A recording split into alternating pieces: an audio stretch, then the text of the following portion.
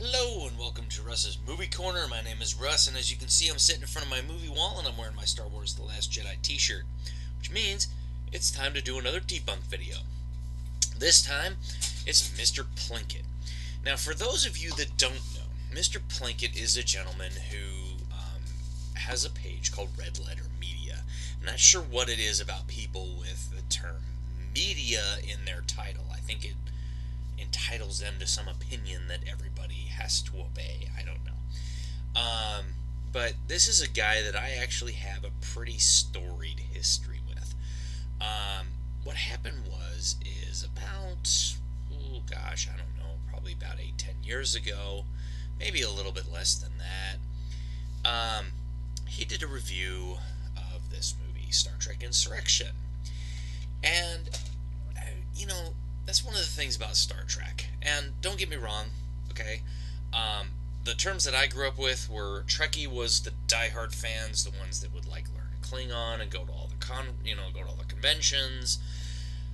I was a Trekker, okay? I was the guy that loved watching the show. I'd, hear things, I'd do things. I'd be able to hold my own in a Trek conversation with a lot of the different Trekkies out there. That was what I grew up with. So I'm a Trekker, okay? And they keep flopping. About every 5 years, they change. Okay, so now they're calling me, people like me, Trekkies, and they're calling people like themselves Trekkers. And then in another 5 years, they'll be calling themselves Trekkies, and they'll be calling people like me Trekkers. So I don't know, okay? They change every 5 years, and I'm not going to fight over it, okay? That's not what this video is about.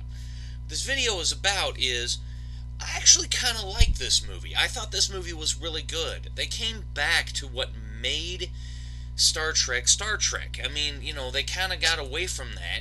And, if you follow the convention of the odd numbers movies suck and the even-numbered movies are good, the even-numbered Star Trek movie before this was Star Trek First Contact. And a lot of people liked it. I thought it was okay. It wasn't my favorite one. And that's why I liked this one. And to me, it was actually kind of like, let me grab this one. Okay, Tomorrow Never Dies. I'm only grabbing this to illustrate that I actually really like this movie because it kind of went back to the formula of what made Bond, Bond. Okay, so for me, Tomorrow Never Dies had a really good plot, had a really good villain, and it was pretty good. I enjoyed it. Same thing with Star Trek Insurrection. Well, this gentleman came up with, I don't know, so many odd points, 15 or 20 or something, and I ended up going out, and I didn't have video at the time, and I wasn't making movies at the time, or wasn't doing videos at the time, and I went out and I debunked his entire video, okay, because this guy doesn't understand the lore, okay, he doesn't try to. This is one thing that Brandon of Left Foot Media did, is he actually kind of understood how things worked within the context of Star Wars, at least in his knowledge, okay? So, this guy, Mr. Plinkett, he doesn't understand anything about, the lore of Star Trek, and so he was talking about how, because in this movie they have a little holo ship that Data and Picard and Anij go on to, and he was like, well, if, piss and shit starts rolling all over the place, wouldn't the Baku notice something? That's not how holograms work, man. You have to understand within the lore of the show, of the things, how things work, that the story makes sense in the context. Yes, there are some obvious plot holes in this, like when Data goes and he opens up the dam and all of the water drains from the lake. Why is there a dock in the background that has the exact same water level that it was in the previous scene right before he, turned the wheel that opened the dam? Well, yeah, it's a continuity error, okay? It's something that your brain notices, but it chooses to forget because, who cares? In the grand scheme of things, it doesn't really matter because, again, movies are just here to entertain us. So this guy just doesn't really get what makes a movie, okay? And so in his limited view of the world, his little narrow window, he wants to stand there and think that he's all-knowing and all-powerful. So he wrote a review of Star Wars The Last Jedi. Which is one of the reasons why I'm wearing my Last Jedi t-shirt, and it's one of the reasons why I'm sitting in front of my movie wall doing another debunk video, because I saw this review. It just came up because the movie came out on DVD, and so he was able to watch it and kind of put his own limited spin on things. Okay? So what I'm going to do is I'm going to talk about some of his points, and I will link to his video down below so that you can go and you can watch the whole thing. It's like an hour long, and if you're a fan of Ben Stein, I will say this: don't watch the entire video. It's crap. Okay? He's crap. He doesn't understand what made Ben Stein Ben Stein. Ben Stein, for those of you that don't know who Ben Stein is the guy from Ferris Bueller's Day Off. Okay? He played the teacher in that movie. Okay? And he has this kind of a deadpan delivery, okay? Where he basically can tell jokes, and he has comedic timing, and he does the whole thing with his face like a mask and his voice in monotone. But the thing is that he can emote his voice just enough that it makes it funny, okay? Now, Mr. Plinkett, on the other hand, he relies on two things. Okay, number one, it's absolutely boring as shit, okay? He does not understand anything about humor. He doesn't understand anything about comedic timing. All he does is talk in monotone. That's it, okay? And his videos are boring as hell. And I remember the one on Insurrection was painful to watch because it was like 40 minutes long. And I remember watching this thing, and I was making notes, I was writing notes out, and I was struggling just to stay interested enough in the video to get through all the different points that he was trying to make, because it's like he rambles on about the most. That's the other thing he does. That's the second thing. He rambles on about absolutely nothing and tries to make it relevant to the point that he's trying to make, but then he never makes the point. That's the problem with this guy. He keeps on, like, coming to these conclusions in his head, but he never gets those conclusions out.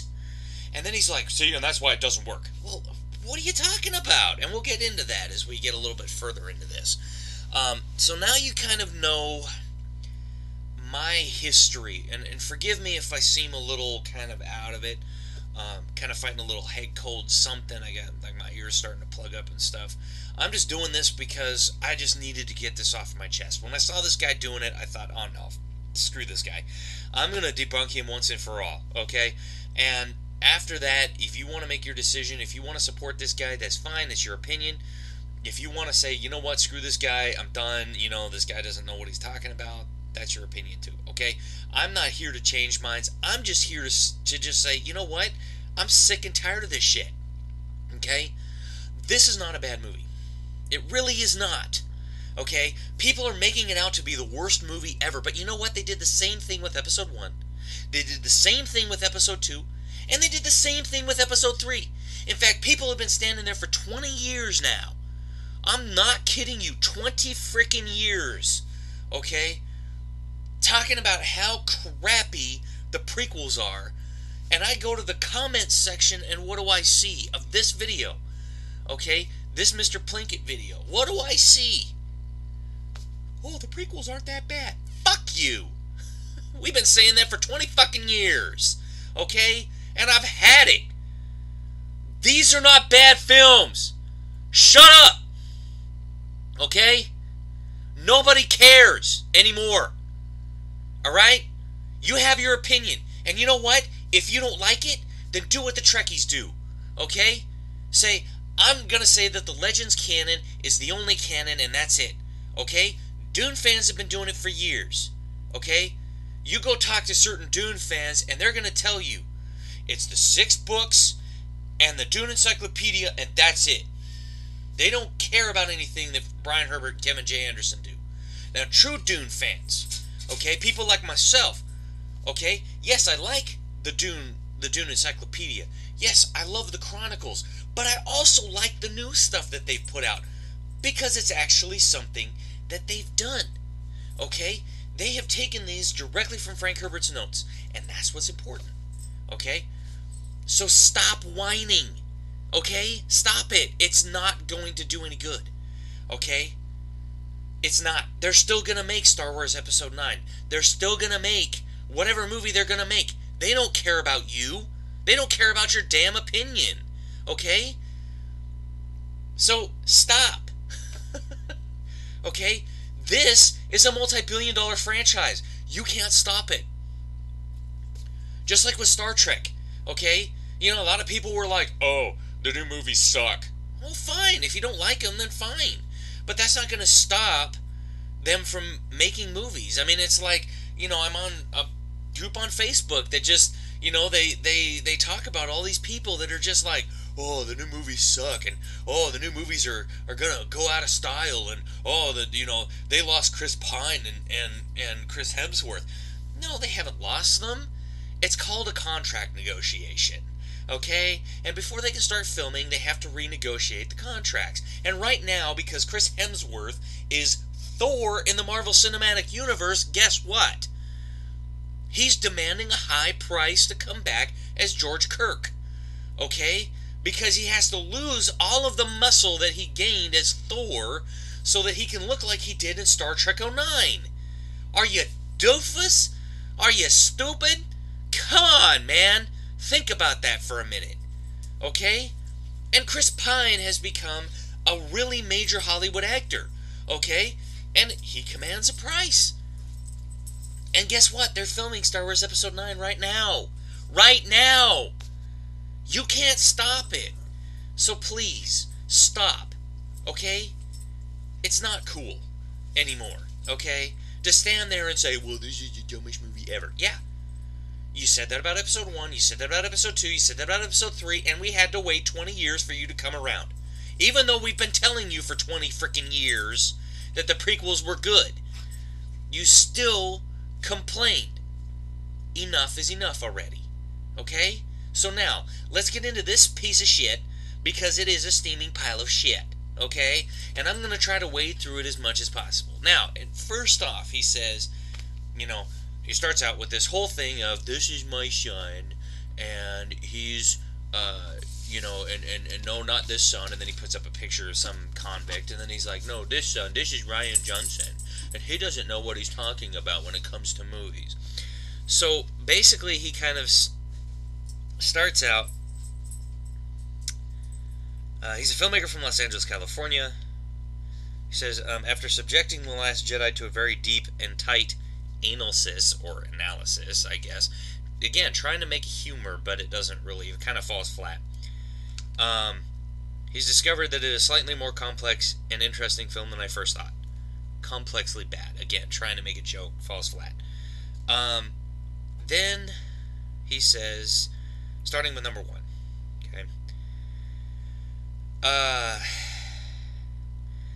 We all know that The Force Awakens was a soft reboot of A New Hope, so all the internet fingers of blame were prepared to point right at Ryan and accuse him of doing the same thing with Episode 8, which was that he was going to make a soft reboot of Empire Strikes Back.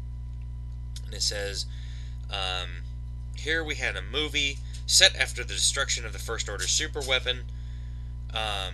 Rey was seeking out a Jedi Master for training, about to discover some kind of family secret or lineage. The rebellion was running and gonna get betrayed, and then was going into hiding again, etc., etc. So no one can necessarily blame my son, again Ryan Johnson, for trolling the audience and, quote, subverting expectations. The whole thing of the scoundrel, and the audience expects him to have a heart of gold. My intent is to cast him on who you would not expect to see. It's the only thing I would really want is a good movie that delights me in the ways I did not expect it to.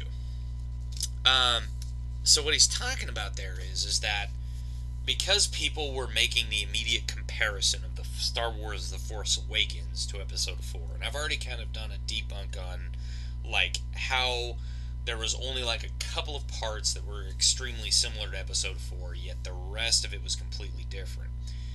He's kind of saying the same thing, was that a lot of people were saying, well, if they did a soft reboot of Episode 4 with Episode 7, they're going to do the same thing with Episode 8.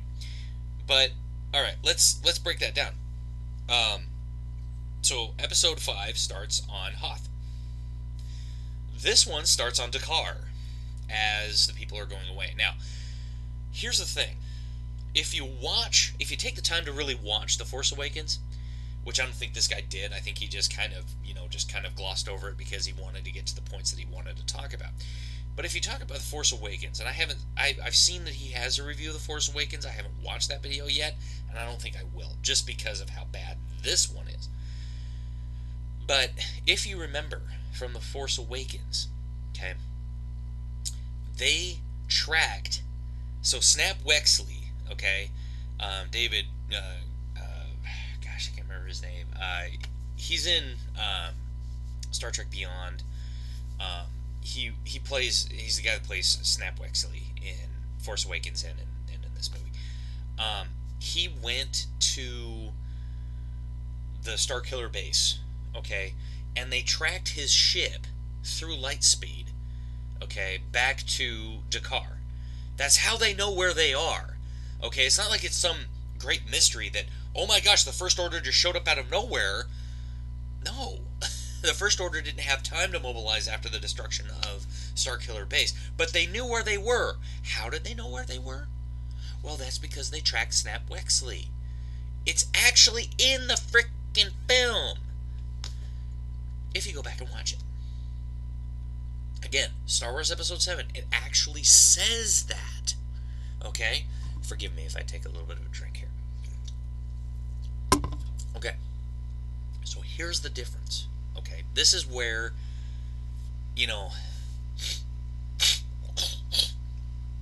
this is where this movie really shines, is because it takes a plot point that was very, very simple, okay, that was mentioned only once, very briefly, in The Force Awakens, and it uses it to the advantage of the story, okay?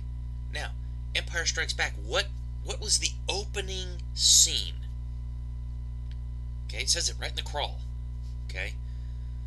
The Empire is sending probes to the far reaches of the galaxy, and the first thing you see is it comes down on a Star Destroyer, and then there's these little probes that go out everywhere, and you follow one probe to the Hoth system, and it lands on the planet of Hoth. Coincidentally, where the rebels were. Okay? Now, because the Empire has all of these Star Destroyers, they can literally send out millions of probes to go to different places to try to find where these rebels are hiding. Okay? I'm sure that wasn't the only place the rebels were hiding. There were other rebel enclaves. Did the Empire find them? We don't know. Okay, that was something that nobody ever explored because the story told us where the rebels were.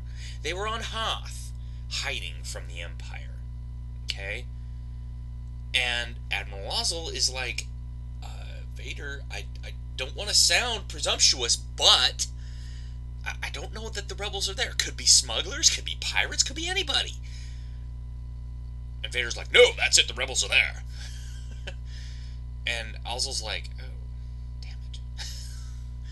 Okay. And then what happens? Well, Ozzel got killed and Piet got promoted. So, again, that's not what happens in this movie, okay? So, it's not a soft reboot of Episode 5. It really isn't. It's good in its own right. It tells a decent story. So, let's continue, okay? So then he says, why not take the audience in an entirely new direction? I guess because there's nowhere to go with Star Wars because it's boring, it's played out, and it sucks. Lucas is laughing all the way to the bank with his $4 billion check. So, what he's saying there is that, this was a criticism of the fans, that after Episode 1, 2, and 3, and then the Clone Wars, people thought Star Wars had kind of been played out. There was no other direction to go, and so that's what he's talking about. And then Lucas sold, Disney came down and basically said, hey, look, George, we'll buy your company, okay? And because of the contracts that they had with Marvel Studios at the time, okay, that's why they offered him $4.05 billion, okay? And basically, George Lucas took the $4 billion check, okay, the 4.05. He took the $4 billion, gave it to charity. Took the 0.05 and kept it for himself, okay? So, I mean, really, it was kind of a selfless thing. Like, he could have kept the entire $4 billion, but he didn't. And you know what? I commend him for it. Okay? So does this guy. That's kind of what he's talking about. You know, he says, because right afterwards he says, God bless you, George. So then it says, first started with the trailer. So similarities to Episode 5 started with the trailer. Vader and Kylo ride along on a mission to find someone, I guess we'll call him Vader, in an AT-AT walkers preparing for an attack on what looks like a snow planet. Vader entering the snowtroopers, with snowtroopers, Rey training with the Jedi Master on some kind of green place filled with life, Rey confronting her fears in a secret cave. We'll get to that in a second.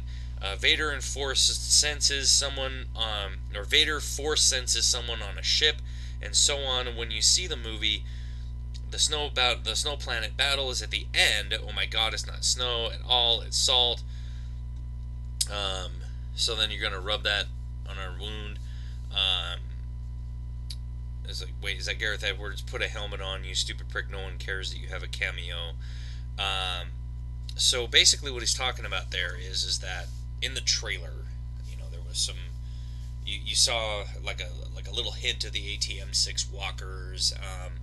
We saw the snow planet, and you know, we knew that there was something a little off in the trailer, because when those ski speeders came down and like landed on the planet, like there was blood red crystals like fountaining behind those snow speeders, or those ski speeders. It was like, damn, that is cool. And so yeah, so this is what I'm talking about. Is he like goes off in random directions. So like he's like, oh, is that Gareth Edwards? Oh, nobody cares you have a cameo. Gareth Edwards, for those of you that don't know, was the director of Rogue One. And who was the technical and creative director on that movie? Oh, that's right, Rian Johnson was. Okay, so he gave Gareth Edwards a little moment in the sun. Everyone loves a cameo, okay? And besides, no one who was outside of the Hollywood business, okay? Because, I mean, Gareth Edwards is not a famous guy like Stan Lee. So you're going to put him in a movie, nobody's going to know he's in there unless they know who and what Gareth Edwards is. Okay, I wouldn't be able to tell Gareth Edwards from a hole in the wall. So, fine, he had a cameo in this movie. There's no reason to get upset about it, Mr. Plinkett, you idiot. Nobody cares, okay? Honestly, you could have put Kathleen Kennedy in there and everybody would have missed her. I mean, shit. Fucking hell, man. Nobody cares, honestly. Nobody does. Alright. So then he's kind of talking about how, you know, okay, so Rey confronting her fears in a secret cave. That was not Rey confronting her fears, okay? Rey has always been seeking her parents, okay? If Luke Skywalker had had the Force, if he had not cut himself off from the Force, which, by the way, is something that the Jedi exalted in Knights of the Old Republic 2, which makes Knights of the Old Republic 2 canon. It's also because they listed it in the visual dictionary, which makes Knights of the Old Republic 2 canon. Alright. Getting back to this. Rey was not confronting her fears. She was not fighting like a Kylo Ren in a mask. Okay? Like Luke was...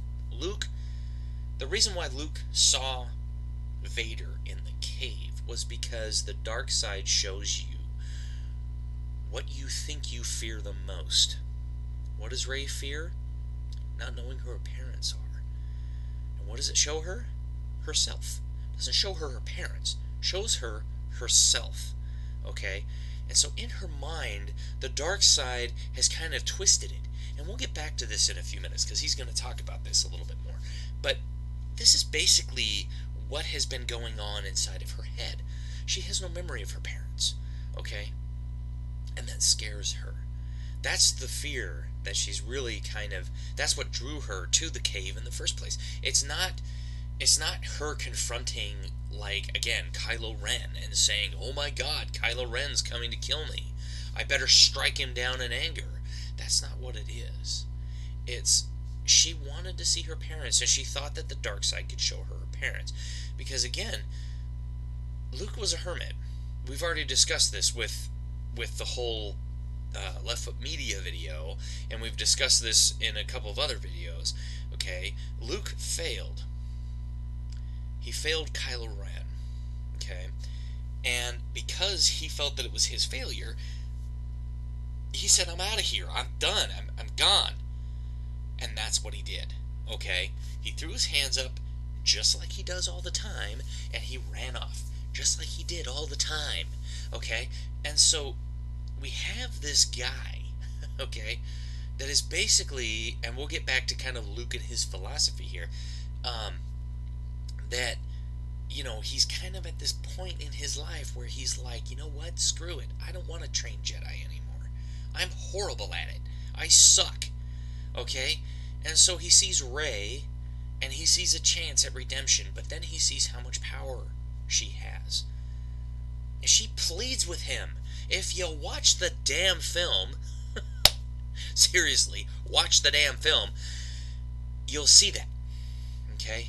She is actually saying, you know, like, I really need somebody. Like, there's this moment where they're both together, and she says, you know, I have this power, and it kind of scares me, and I need someone to show me where my place is in this universe, okay? And because she wasn't getting anything from Luke Skywalker, she thought, foolishly, that maybe Ben Solo might be able to bring her back, okay? And it's one of those things where it could have been the light side showing her, or it could have been the dark side showing her. And that's something that's open to audience interpretation. They're not going to spell it out for you, at least not until the next film. If J.J. Abrams does his homework, which I'm sure he will, because J.J. Abrams actually does write a decent film. Okay. So then he goes on, just keeps on rambling. And he says, oh surprise, Rey isn't trained by Luke at all, and her family lineage isn't a shocking secret. You have no place in my story. You come from nothing. You're nothing. And there's no real lightsaber fight at all, at least not IRL. It's all a hoax. And oh my god, seriously, though, this guy literally just did pretty much the opposite of what we expected. Did he think all this was going to blow our minds? Well, actually, no one cared if it blew your mind, because that wasn't the intent. In fact, Rian Johnson never said, this is gonna blow your mind. He never said that. Again, show me some interview where Rian Johnson said, this is gonna absolutely blow your mind, because I never saw that leading up to it. No, he just said, look, I sat down to try to write the best film that I could with the material that was given to me, okay? And I've endeavored to make the best film that I possibly could, okay, with said material and script, okay? And that's all he's ever said, okay? And then when people started ripping him apart for supposed plot holes and all this other shit, it's like, he was like, oh my god, you guys are Nazis. And the reason why he said that is because right now, in America, okay, we have a political climate where people are calling each other names that they don't actually mean.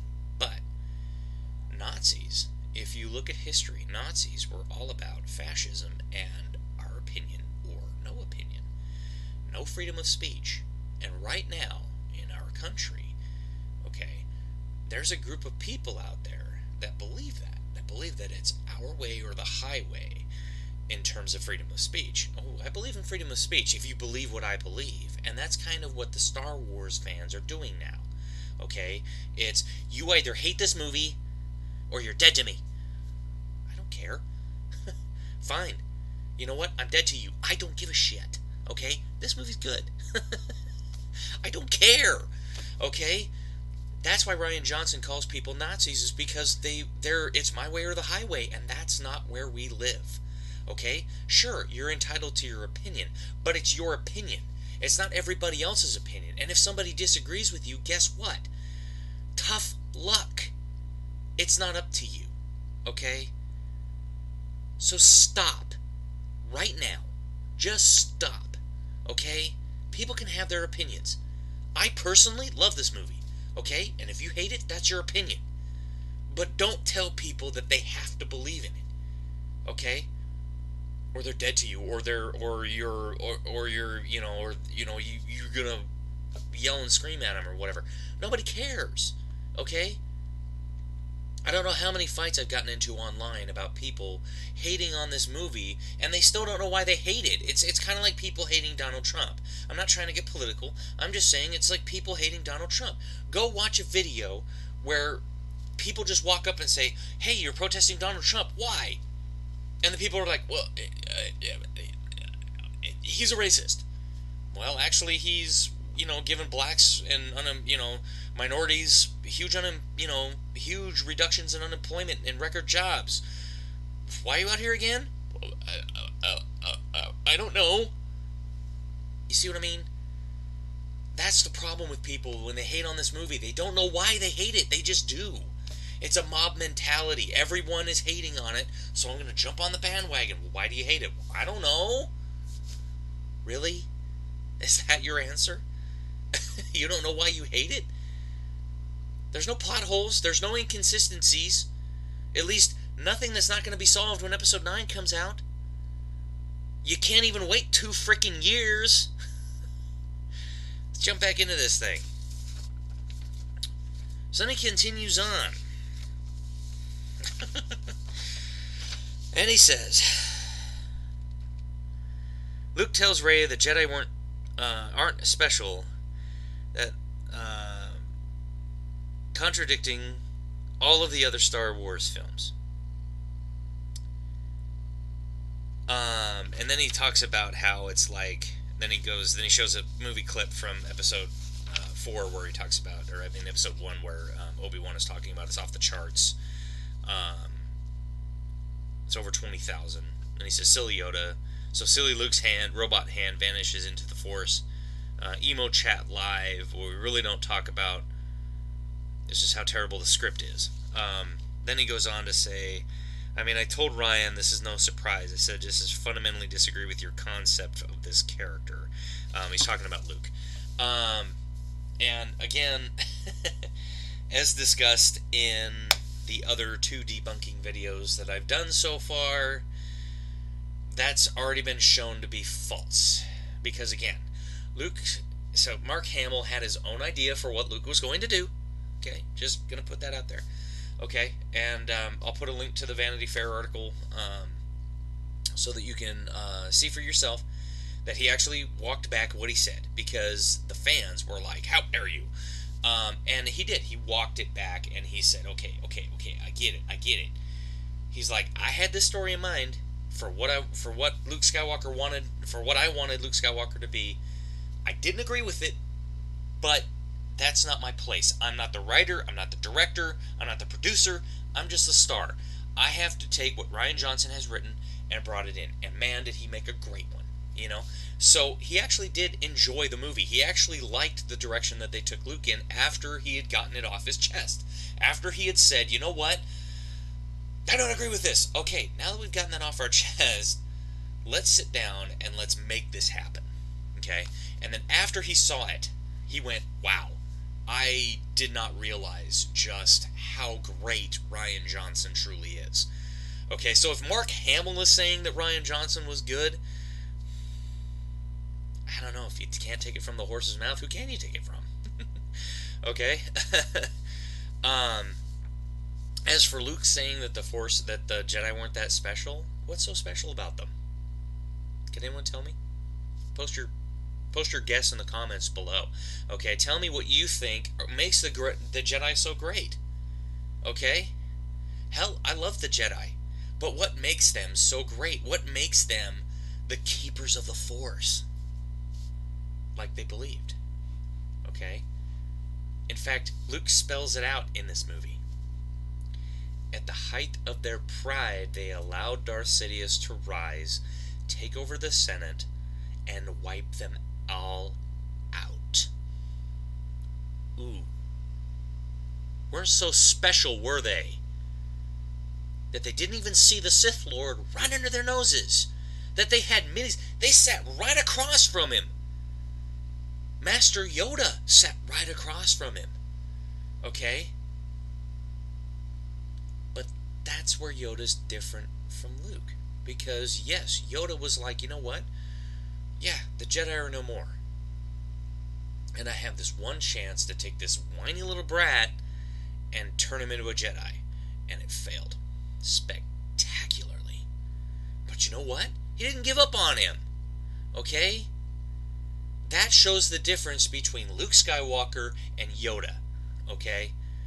And that's what this guy doesn't understand. That's what Yoda shows up to smack Luke in the head with his gimmer stick and say, "You doofus? What were you thinking?" Just because one guy fails doesn't mean that you get to just run off. Doesn't work like that. Okay? So, that's that. It's simple as that. Okay? And if I'm sitting here explaining it to you, and my wife, who again is not a Star Wars fan, gets it, then why can't you guys? It's right there in the movie for all to see. I'm not quoting from books. I'm not quoting from visual dictionaries.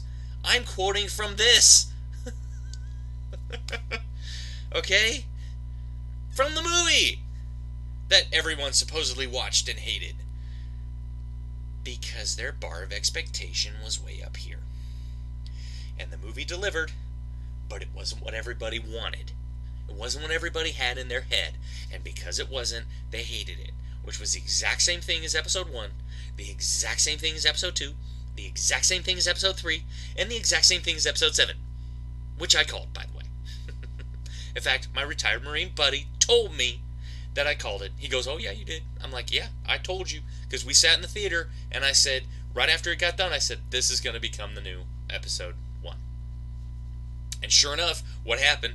Everybody hated it, and everybody loved the prequels. It only took them 20 years, but hey. Alright, moving on. So he says, number 2, the worst screenplay ever. So then he starts talking about maybe, so then he starts mentioning some other movies that might have bad screenplays, but then he's like, no, there's a lot of things, blah, blah, blah, that he does. He says, so say to yourself, I guess it doesn't really matter how the First Order found the Rebel base, right? But it adds something, a little something called realism and pacing to build up those wonderful things that make up movies. So it says Empire, and then he says the Empire probably spent years searching the galaxy with random space probes to find the Rebels. They had no effing clue where they were. The First Order just shows up out of nowhere, right out of the bat. Again, did you watch Episode 7? It's right there in Episode 7. In fact, this movie even says in the opening crawl, no less, okay, that the First Order was on their way. Again, have you seen the film? It's right there. It's plain as frickin' day. It's like plain as the nose on your face, man. Come on. Show a little common sense here. Because when Hux walks onto the bridge of Starkiller Base, and he says, "Did our scout ships follow the rebel fighter?" And the guy says, "Yes, sir. They followed him back to the Elenium system." "Oh, great.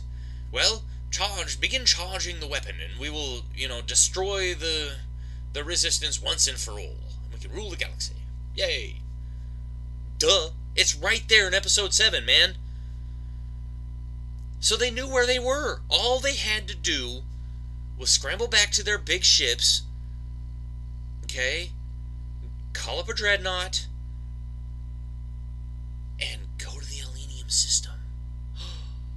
Oh my gosh. It's right there. Right there in front of your face for all to see. So no, it's not a mystery how the First Order just shows up right off the bat. Because again, you haven't watched these films. You just kind of glossed over the sections that you didn't want to see. Okay, to get to the parts where you can just kind of nitpick like this and say, well, see, it's a plot hole. The First Order just happens to know where they are. No, they don't. They've tracked the ship, man. Again, watch the films. The action makes sense in the context of the story and the characters. I've been saying it now for 6 months.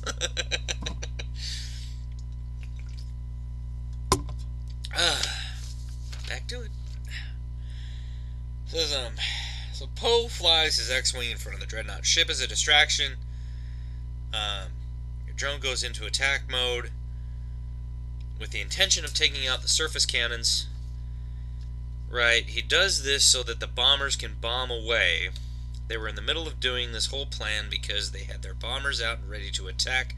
This appears to buy them the time to get the last transport off the ground before the Dreadnought can fire its super cannons, which are located underneath the ship down at the Rebel base, and blow it up. Here's the thought. For the First Order, you have to clear targets, and you have super cannons.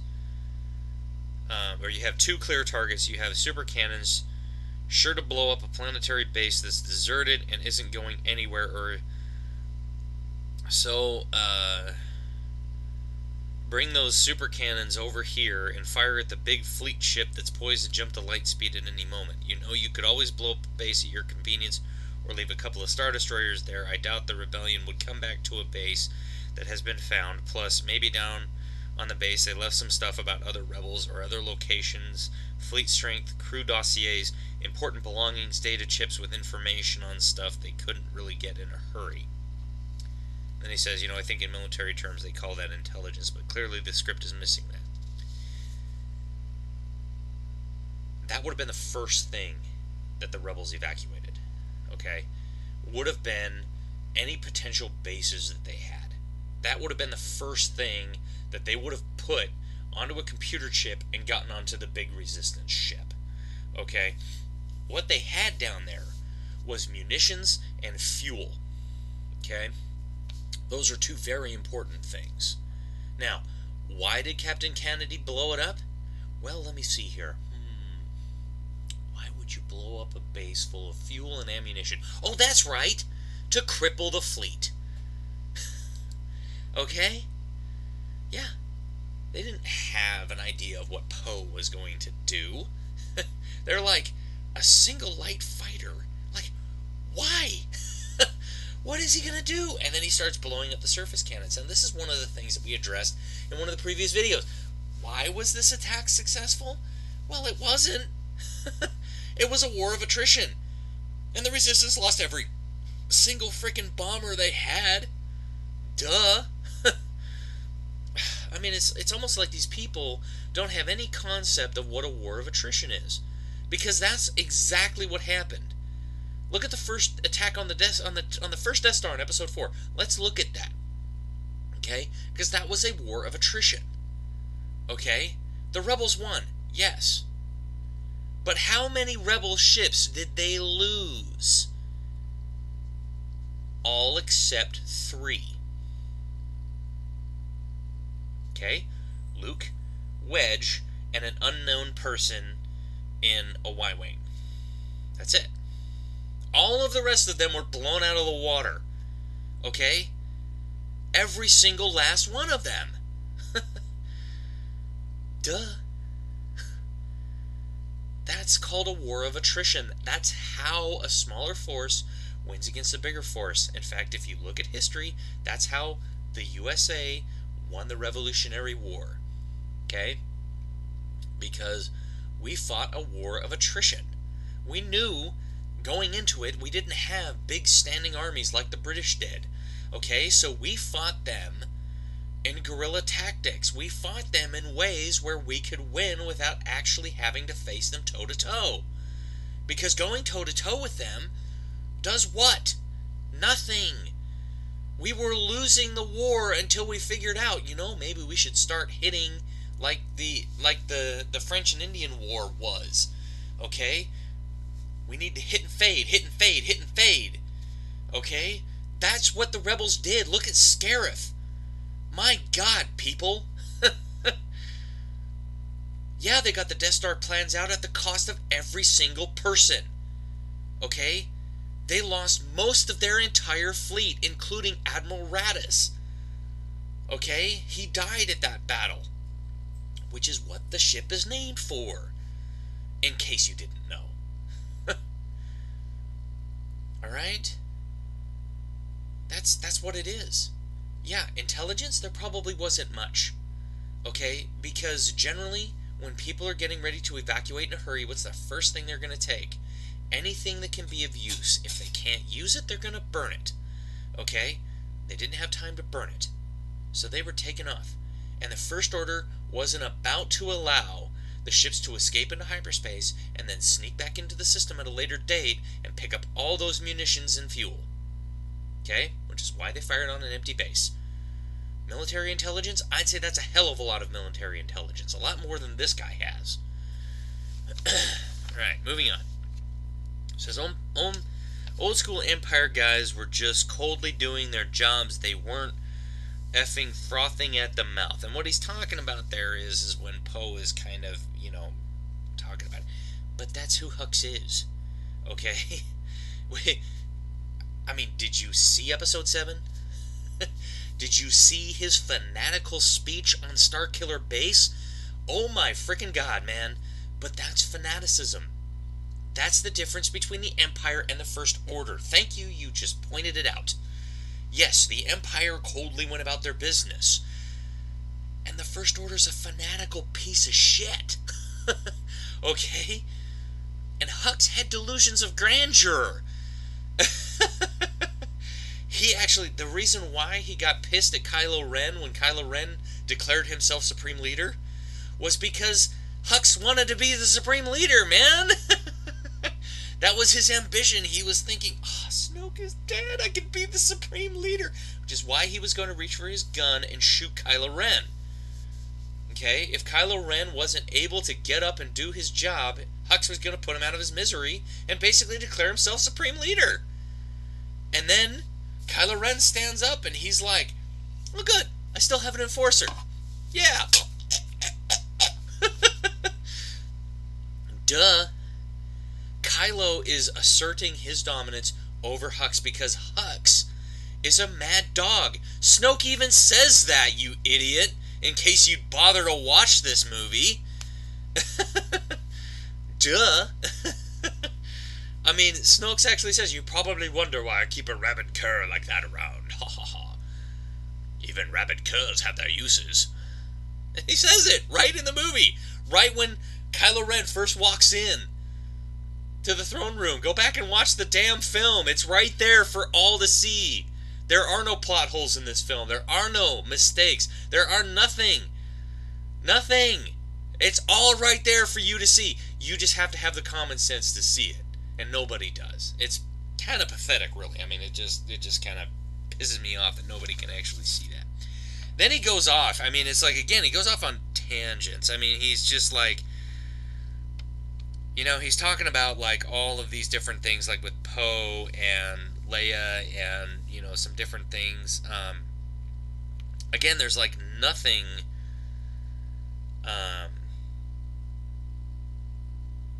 so, he's like, well, this is why the Chinese, couldn't really watch this film, blah, blah, blah. One of the things that Chinese audiences, and this is one of the things that are happening, comedy. Chinese audiences don't understand American humor.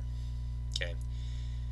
Because of our grammar, because of our syntax, because of our slang, they don't understand it. So unless you translate it into something a joke that makes sense to them, they're not going to understand it. So yeah, they may not have gotten why these two armies were fighting each other or why something was happening. So yeah, I mean, again, he just goes off and off and off about how cruddy, I mean, he's basically running down the plot and then saying how bad it is. And I'm like, how is it bad again? Again, you're not saying anything is wrong. You're just kind of claiming that it's bad without providing any real concrete evidence of why it's bad. What is it about the plot that doesn't make sense? Because the plot, really, it is there, but what is it about the plot that doesn't make sense to you? Again, leave a comment below. I want to know. Because I have not found anyone that's given me a concrete answer that I couldn't debunk. Okay? and they get flustered, and then they start calling me bad, and they start calling me names, and they start calling me a know-it-all and all this kind of stuff. And I'm like, I explain the plot. I don't understand why you guys are so angry at me for explaining the plot to you. Is this right there in the movie? Alright, moving on. He says, logic that was glossed over by great-looking visual effects, fast-paced action, and excitement. You really can't fault how great this movie looks, but right from the first scene, there was something off about the writing, and like I always say, you might not have noticed, but your brain did. Okay, again, what problems? Again, what logic are you talking about? Because I went back up and I kind of looked at it, and I mean, he talks about some of the humor, like, you know, the whole scene with BB-8, you know, when Poe's X-Wing gets hit by a laser blast when he's trying to take out the surface cannons along the Dreadnought. BB-8 is trying to, you know, like, plug the leaks. It's a kid's film. BB-8 was made for the kids, you dummy. That's why he's doing that, okay? And yeah, it's funny. I laughed my ass off. I don't think this guy has a funny bone in his body. I'm dead serious about that. I don't think this guy knows what humor really is. Because a lot of the people that I was in the film with, okay, were laughing their asses off at the jokes and the gags and the different things like that. It helps to break up, like, what did you find funny in the original then? Because there was a lot of funny moments in the original, and a lot of that same humor's in this film. Again, it's kind of like people who went and played Duke Nukem 3D, and they got to Duke Nukem Forever, and were like, well, that's sophomoric humor. The hell? Did you play Duke Nukem 3D? Well, yeah.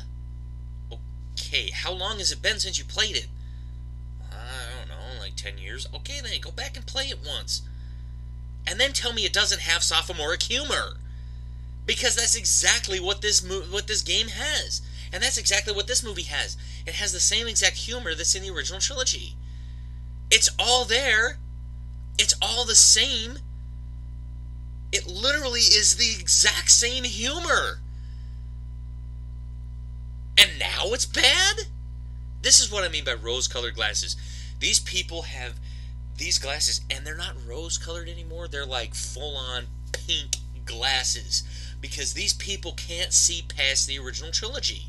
To just how much they have, just the fan service in these that they give you in terms of the jokes and the things and the story elements and everything. They have done so well in telling you a great story, and the people are like, oh, they didn't tell a good story.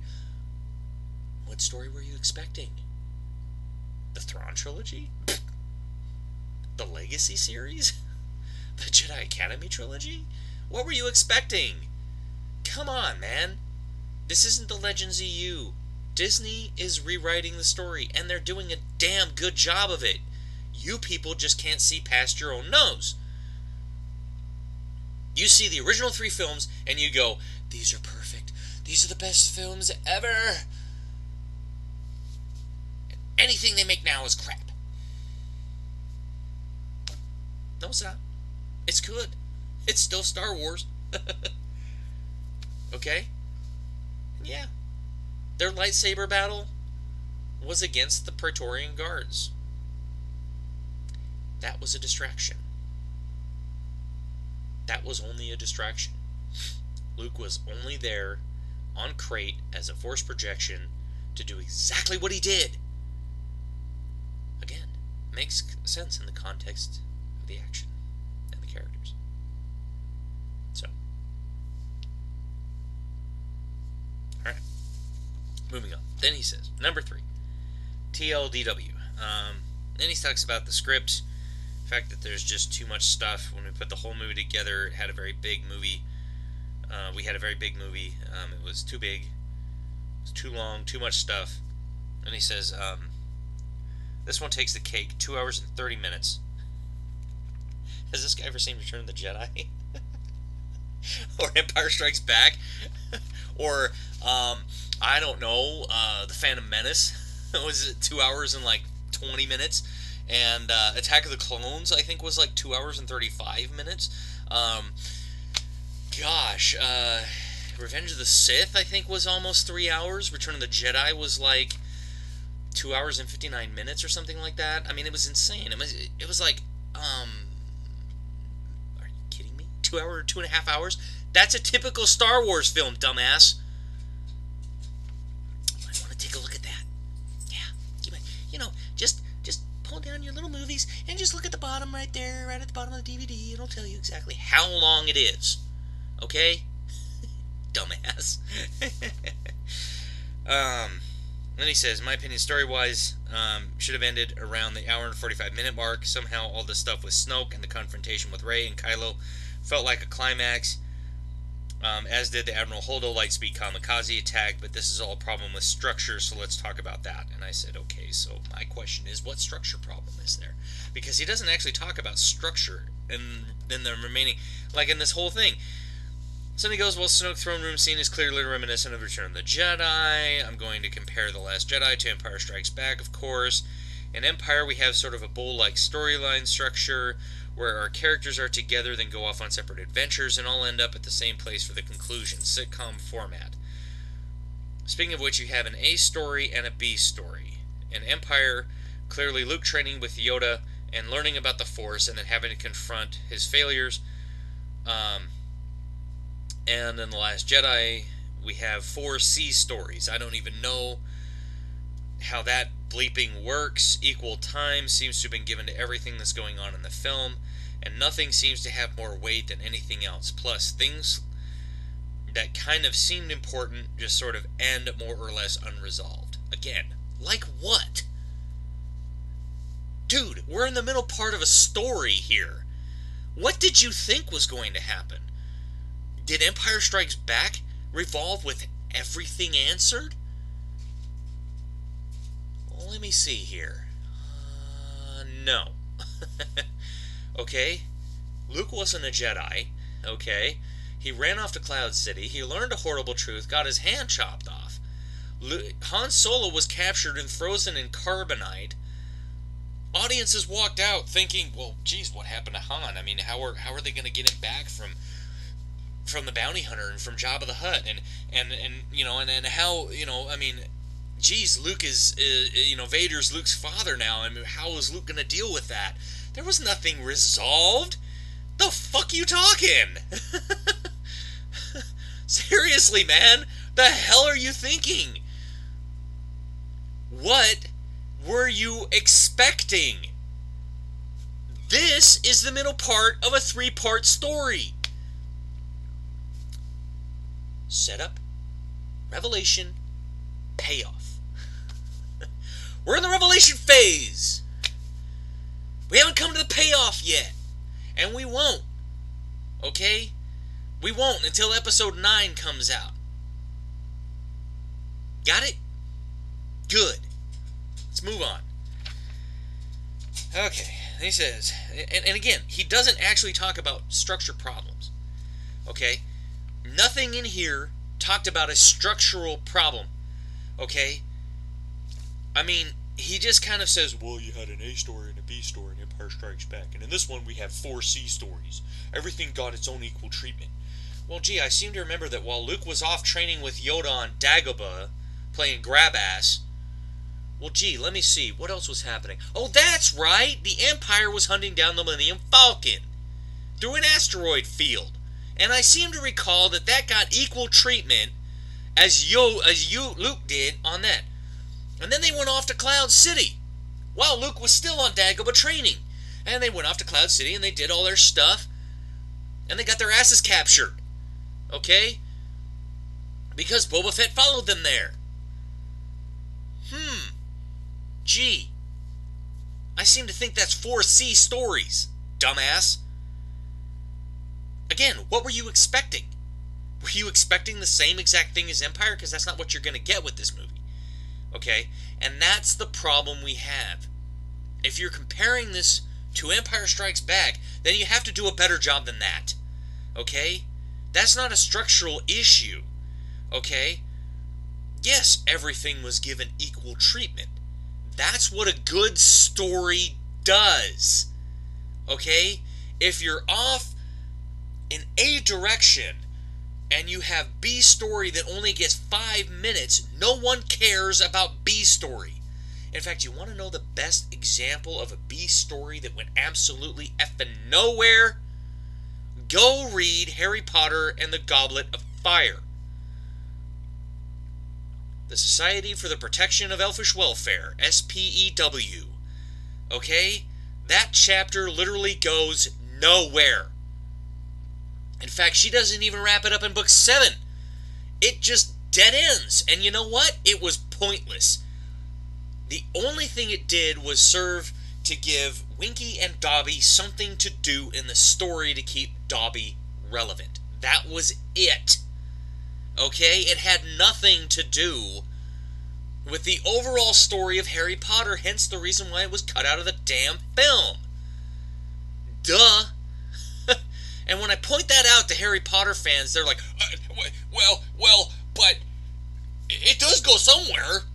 I'm like, okay, it gets a mention in book number 5, but again, just mentioned in one chapter right after they get to Hogwarts. What's the point?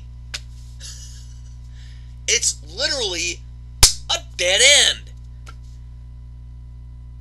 It leaves you wondering, why the fuck did she even put it in there? At least with this movie, you get a resolution to most of the plots.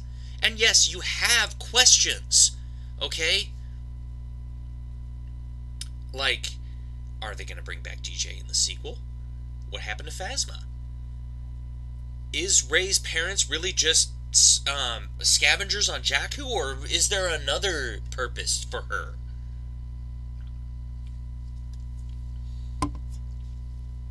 We don't know.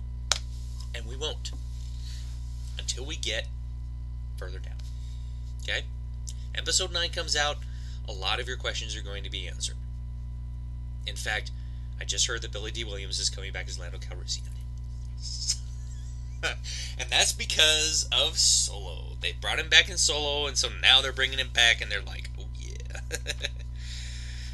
Okay, so again, what structure problems, man?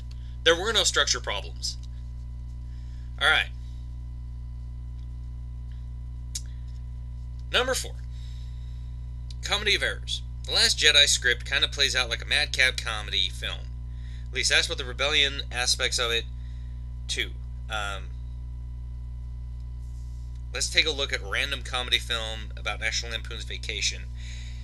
So, he tries to go off on this whole tangent about National Lampoon's Family Vacation. So, it's the one where Chevy Chase plays this guy named Clark Griswold. And they want to go to this theme park called Wally World. Okay, and Wally World is this magical place, and it was something that he did as a kid, and so he wants to take his family there. So they go. And they end up at the end of the film. Basically, Chevy Chase has a gun to John Candy's head while they're riding around on the rides because the park was closed. Okay? And so he's like, well, how did they get there? So then he walks the plot back to the beginning, and then he tries to connect it back to The Last Jedi. So he says, the rebels end up with only a dozen people left out of about 400. You know, in the beginning they said 400 of us on 3 ships. That was right after Leia got blasted out on the bridge, and Admiral Holdo kind of takes over, and they're kind of talking, they're trying to give a pep talk to the people. You know, they're like 400 of us on 3 ships. Because they got tracked to the Salt Planet and had to escape. They had to escape there because the First Order was able to run a decloaking scan for their escape craft, which was their big effing plan. They had a cloaking ability for their crafts, but they didn't use it earlier in the film. Then he talks about they ran a deep cloaking scan, and sure enough, 30 Resistance transports just launched from the cruiser. The First Order ran this deep cloaking scan because Benicio del Toro told them to, because he sold out Finn and Rose. Finn and Rose trusted Benicio because he seemed like he knew what he was doing. Because he broke out of a jail, why not trust him? We had to use him, not the real codebreaker, because this guy called the cops on them, which led them to jail, and this asshole called the cops on them because they were illegally parked their ship on a beach. Seems like a dumb thing to do. They went to the casino planet in the first place because they had to go rogue, so they asked Maz Kanata for how someone they barely knew just met for 5 minutes in the last movie. They had to go on a secret mission to break the First Order's lightspeed tracker because Holdo wouldn't tell Poe her plan, and Holdo told 1-1 her plan because she hates men. You have to bet the survival of the Resistance on bad odds and put us all at risk. What's your problem with that? Okay. So, again, I talked about this in a couple of the different videos that I've done before. It's called story structure, okay? So, it was in my Screen Rant 15 Things, because the guy was talking about how, sorry, my head is just kind of fuzzy. The guy was talking about, how, it was like, why was Maz Kanata even in this movie, and who was filming her, kind of a thing. And I'm like, okay, so Finn and Rose figured out, okay, that they needed to sneak on board the ship. How are they going to do that? Well, they needed a code breaker. Maz Kanata could have done it, but she was busy, okay?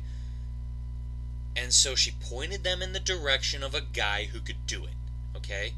Now, here's the thing. If you don't want a big military like the First Order to know that you have a ship that left your big ship, okay, and is on a planet that's part of your major suppliers, full of your major suppliers, okay, you're not going to park at a spaceport because of some slightly, thing called fees. Docking fees, to be specific, okay? The Resistance doesn't have a lot of money, and they also don't want a registry of them being there because they're on a covert mission, okay? So yes, that asshole called the cops on them. Why? Because they illegally parked on a beach. Duh. You just said it. So what's your problem? Okay? Why did Benicio sell out Finn and Rose? Because they got found out. That's the point. DJ doesn't care about anyone but himself. Okay? He wasn't willing to sacrifice himself. He wasn't willing to risk the wrath of the First Order when he could profit by it. That's his motivation, man. You kind of saw that coming if you watched the film. You kind of knew. Yeah. But Finn and Rose were between a rock and a hard place. They were going to get sent back to jail, you dumbass. They were standing on the edge of the cliff when he showed up and said, "Need a lift?" And he had their droid. They're not going to leave BB-8 behind, you dumbass. Duh. So yeah, he probably said, you might want to try running a decloaking scan just to check and see if there are any transports out there, out there somewhere. Go for it. Because he wasn't going to sacrifice himself for the First Order. And not for Finn. Not for Rose. So what's your problem here? And how do you know Holdo hated men? She didn't tell her plan to Billy Lord, who's a woman. She didn't tell her plan to half the Resistance, who are female, by the way. How do you know she hates men? Did you get that from No BS? Did you get that from Mark Dice? Did you get that from someone who's an anti-SJW? Because you certainly didn't get that from the movie. No. She didn't like Poe, who was a cocky SOB, okay, who thought his way was the best way. Okay? In fact, she tells him as much. It's not that she hates men. She just doesn't like Poe's attitude.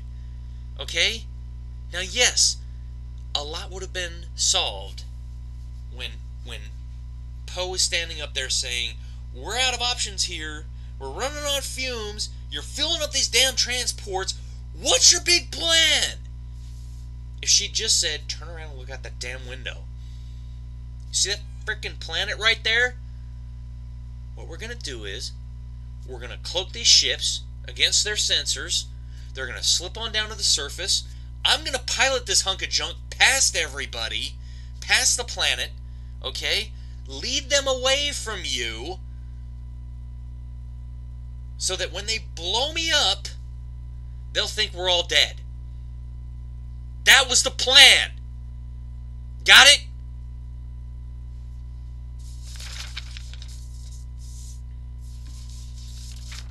Moving on.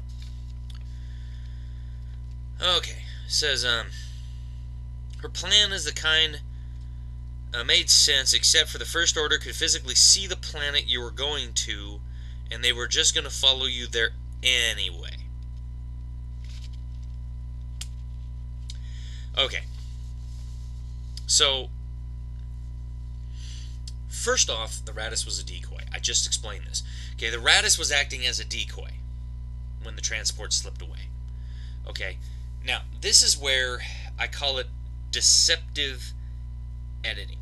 Okay, where he puts together a bunch of clips from the movie out of order to make you think that the ships are heading off, and like Kylo Ren's like, let's get down to that planet and finish this. That's not what happened. Okay, when they first took off, they were cloaked against their sensors. Okay, but these are not light speed capable craft, and it takes a while for them to get down to the surface. Okay?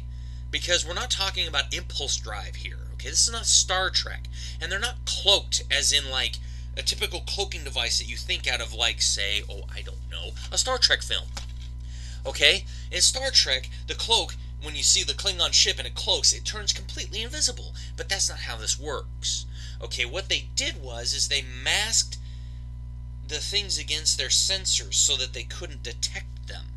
It's likely that they had something like that running on the Radis, okay, to protect against them being able to scan for individual life forms, so that they didn't know how many people were on board the Resistance ship. Okay, again, a little bit of common sense. Now, I don't think this guy understands military tactics as well as you think you do. Okay? Mr. Plinkett. Okay? Bad jump cuts make us think that the First Order knew the plan all along. Something about cloaking within the context of Star Wars. It's not the Star Trek cloaking technology. And then he goes on to say, who knew that the First Order was tracking our big ship? Their little trick for the transports was going down to the surface. Was not noticed until the First Order passes. Get all of our forces down to the Resistance base. Let's finish this. It could work.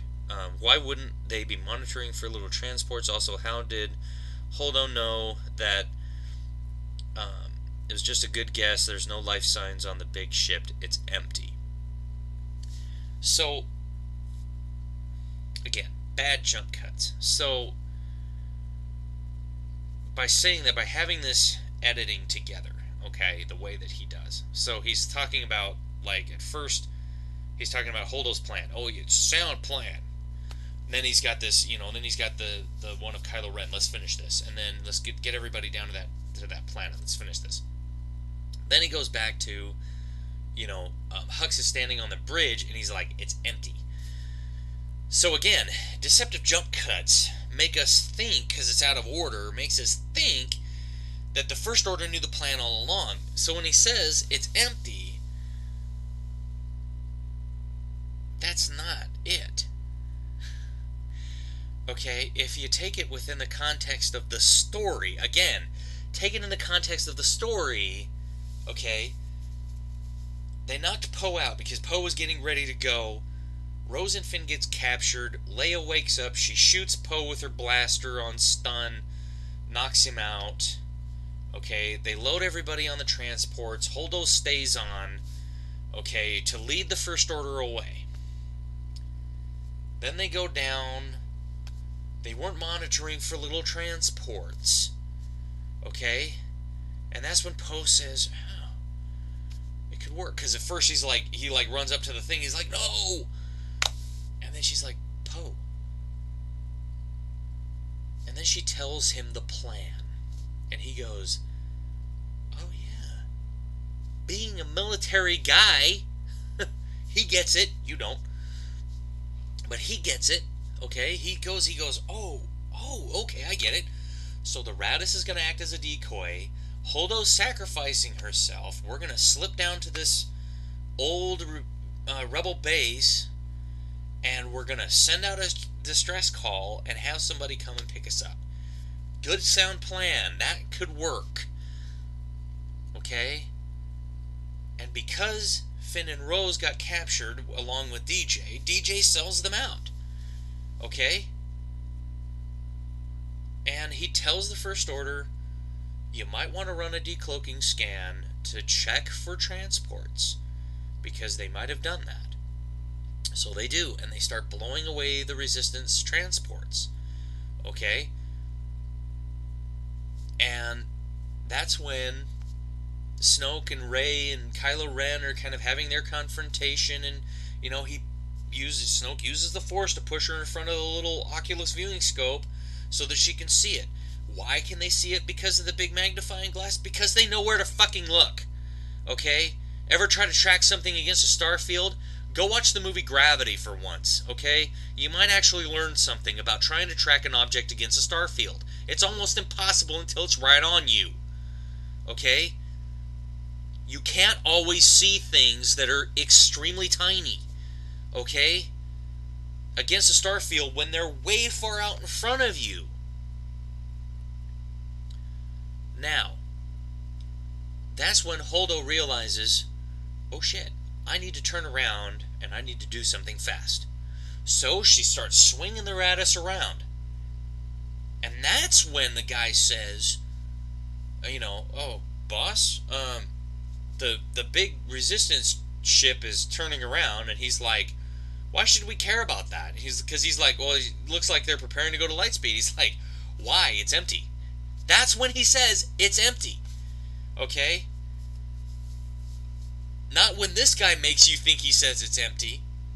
Now, after she rams the ship through Snoke's ship at light speed, okay, destroying a lot of the First Order fleet, that's when Kylo Ren and Rey were fighting with Luke's old lightsaber, Anakin's original lightsaber, okay? And they blew it apart.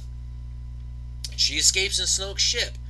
And then that's when Hux walks in thinking, I'm going to be the Supreme Leader because the Supreme Leader's dead. And then he says, and then Kylo Ren says, let's get all of our forces down to that planet. Let's finish this, because they figured that's where the transports were going, because at that point, they had already run the decloaking scan and they figured out the trajectory of the ships were going to that planet. Had Rose and Finn not gotten captured, okay, and DJ sold them out, it's likely that the Raddus could have jumped to hyperspace, okay? Even if the transports had left, it's likely that the Raddus could have jumped to hyperspace, and it's likely that the First Order would have tried to follow, okay? And it's entirely likely they never would have known that the Resistance was on that planet. Duh! Again, did you even watch this film? Or did you just go in, look at it, and say, oh, I don't like it, and then you decided to deceptively edit things together to make it sound confusing to a general audience so that people would sit there and go, well, now I don't understand what the plot was.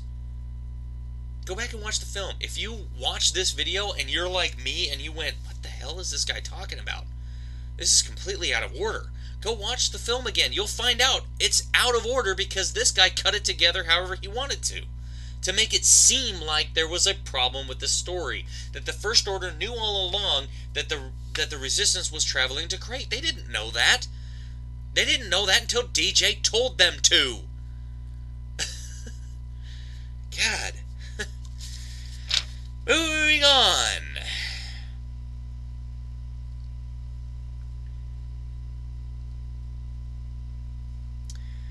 he says, I guess all this crap was supposed to be about leadership or something. The moral or the lesson or whatever was that in the rebellion, your job was not to rebel. You're demoted and to blindly follow your leaders, kind of like the First Order. I just want to know what's going on. Of course she did. Holdo had her plan, and she was in charge, and then we need to shake them before we can find a new base. So what's our plan? Don't you dare ask any questions, because she's got purple hair. And it's stick to your post and follow my orders. It says this is the one area where this shit ain't like Star Trek at all.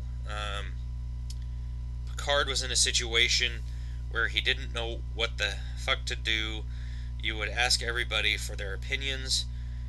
He would say, what do you suggest? Everyone would offer up ideas from each character's own unique perspective. Comments: I recommend that I return to the cruiser with an away team. The plasma should be painful, but it wouldn't cause any physical harm. An interesting suggestion, Lieutenant. So basically what he's trying to do here is he's trying to say that that he's trying to compare it to Star Trek. So he's trying to say, well, Holdo's got pink hair, so you don't question her. But, Picard, he would have just, said, well, hey, blah, blah, blah. Well, apparently he didn't watch this film. Because if I recall correctly, Picard took off his uniform and went on his own. Okay? He didn't ask people for help. Okay, they came in and basically said, hey, no rank you in a uniform, we're going to go help you, so fuck off. Okay? There were plenty of times Picard didn't ask anybody for help. Okay? In Star Trek The Next Generation. So that's just a bunch of horseshit. Okay? Secondly, Leia had a plan. She shared that plan with Admiral Holdo because they were friends. Okay, we've established this. This was in the visual dictionary, and also there's a book out, and I can't remember what it's called, but there's a book out that kind of talks about kind of Leia as a young girl coming up in the Imperial Senate and going in to politics and stuff like that, and she goes to Admiral Holdo's planet, and they meet for the first time, and they become friends, and that's how they got to this point. And the book came out before Episode 8, so that relationship had already been established in the books. So, yeah, Leia shared the plan, okay?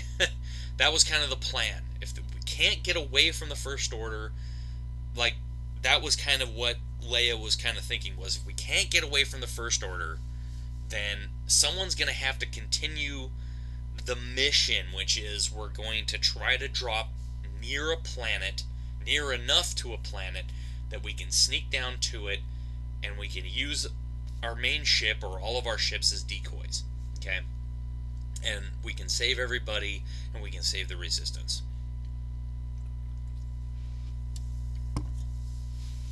So, then he goes, now, if I were on the cruiser in Star Wars, The Last Jedi, I'd say why I use that cloaking technology on our escape craft, secretly move everyone on one of those other ships, and then light speed out of there. If the trackers just on Snoke's ship, split everyone up 3 ways and take your chances, at least 2/3 of you will survive. So you're assuming that their hyperspace tracker only tracks one ship. What if it doesn't?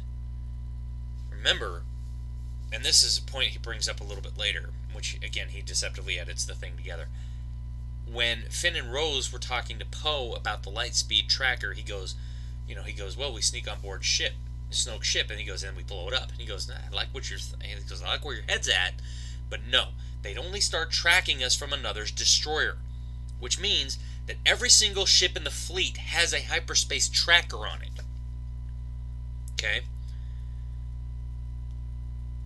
So, what if it could track all 3? So yeah, all 3 of you go, pew, in 3 different directions, and then what? All of a sudden, their fleet splits into 3, you're blown out of fuel, and they blow you the fuck up. Good job. You just got everybody killed. Congratulations, Mr. Plinkett. You're an idiot. Okay? So again, common sense, man. If they can track from any Star Destroyer, which is what they were doing, because the Finalizer was tracking the Raddus through hyperspace, and then they transferred that control from the Finalizer to the Supremacy, which is Snoke's ship. Okay? That means they can track any one of those ships they wanted to. So even if from Dakar all three ships went in different directions, it still wouldn't have mattered, because they could have tracked all three ships through hyperspace. Okay? It's called common sense. You don't have any. I'm sorry. Okay. Moving on. So then, that's when he talks about this whole thing with Poe. He's like, just give it to me one more time. And he's like, simpler. So the First Order is only tracking us from one destroyer, the lead one, so we blow that one up. But we sneak on board the lead destroyer and disable the tracker without them realizing, we blow that one up. Because they won't realize it's off for one system cycle about 6 minutes, so we blow that one up. He's like, I like where your head's at, but no, they'd only start tracking us from another destroyer. But if we can sneak on board the lead destroyer, we know that one tracker, without them realizing, it's like, hey, once you realize it's off for one system cycle, about 6 minutes, sneak on board, and that's it. So basically what he did was he went in and he kind of recut the scene to where Poe's like, we blow that one up. We blow that one up. No, just give it to me simpler. No, we blow that one up. And that's not what happened, okay? Because again, you idiot. Okay, if they blew up Snoke's ship and then they hyperspaced away, they would still be able to track the ships, because they just start tracking them from another destroyer, likely the Finalizer. Okay? Because it seems like every single Star Destroyer has a tracker on it. It's implied in that scene that you deceptively edited together to make it look like they were just talking about something random over here, because you don't like the fact that they weren't doing what you wanted. Sorry. That's not how it works. Okay. Getting back into this thing. Says, or maybe keep popping back and forth at light speed with one of those small crafts. Evacuate everyone somewhere safe. You know, just a little bit out of time, back and forth, back and forth, back and forth. They don't seem to care. I literally have tens of ideas, but this lady is technically in charge, so don't ask any questions. So what he was saying is they have the little ship that Finn and Rose take off in, okay, the little escape pod ship, and then they go to Canto Bight. And that's what they were saying was, well, why didn't they just load those ships full of people, have them go out, take off to a planet, come back, take off to a planet, come back. There's no guarantee that they could have gotten all 400 people off of the Raddus in that amount of time. Again, common sense. Okay, because if that pod really only held, like, say, 10 people, okay, 10 times 40 trips is 400 people. So they would have had to have made 40 trips back and forth. Now, judging for the amount of time that it takes for light speed to go to a planet and back, there's probably, likely, not enough time before the Raddus ran out of fuel and boom. The First Order blows them into oblivion. Congratulations, you still killed the Resistance. You're an idiot. I'm sorry to say it, okay? But it's common sense, man. It makes the action makes sense in the context. And it's not about not asking questions. Again, it's Admiral Holdo has her orders, okay? And she tells Poe, stick to your post and follow your orders, okay? It's not that Poe didn't ask any questions. She's just saying, you have to have a little faith that I know what I'm doing, okay? Poe's a man of action. He doesn't want to stick around and do nothing. Didn't you get that? That's why Leia slaps him in the beginning and says, oh, you're demoted. And then she says, get your head out of your cockpit. Some things can't always be solved by jumping in a ship and blowing stuff up. Even though sometimes that's exactly what needs to happen. But it's not always the solution. Duh. Alright. So then he goes on to say, he goes, yeah, about that. When the Millennium Falcon encounters an asteroid belt, it's like it's an obstacle. It's not because Han Solo is stupid. When Finn and Rose park their ship on the beach, when there's probably some kind of spaceship parking lot that everyone uses because they're stupid when they decide to trust some guy who literally sounds like a snake.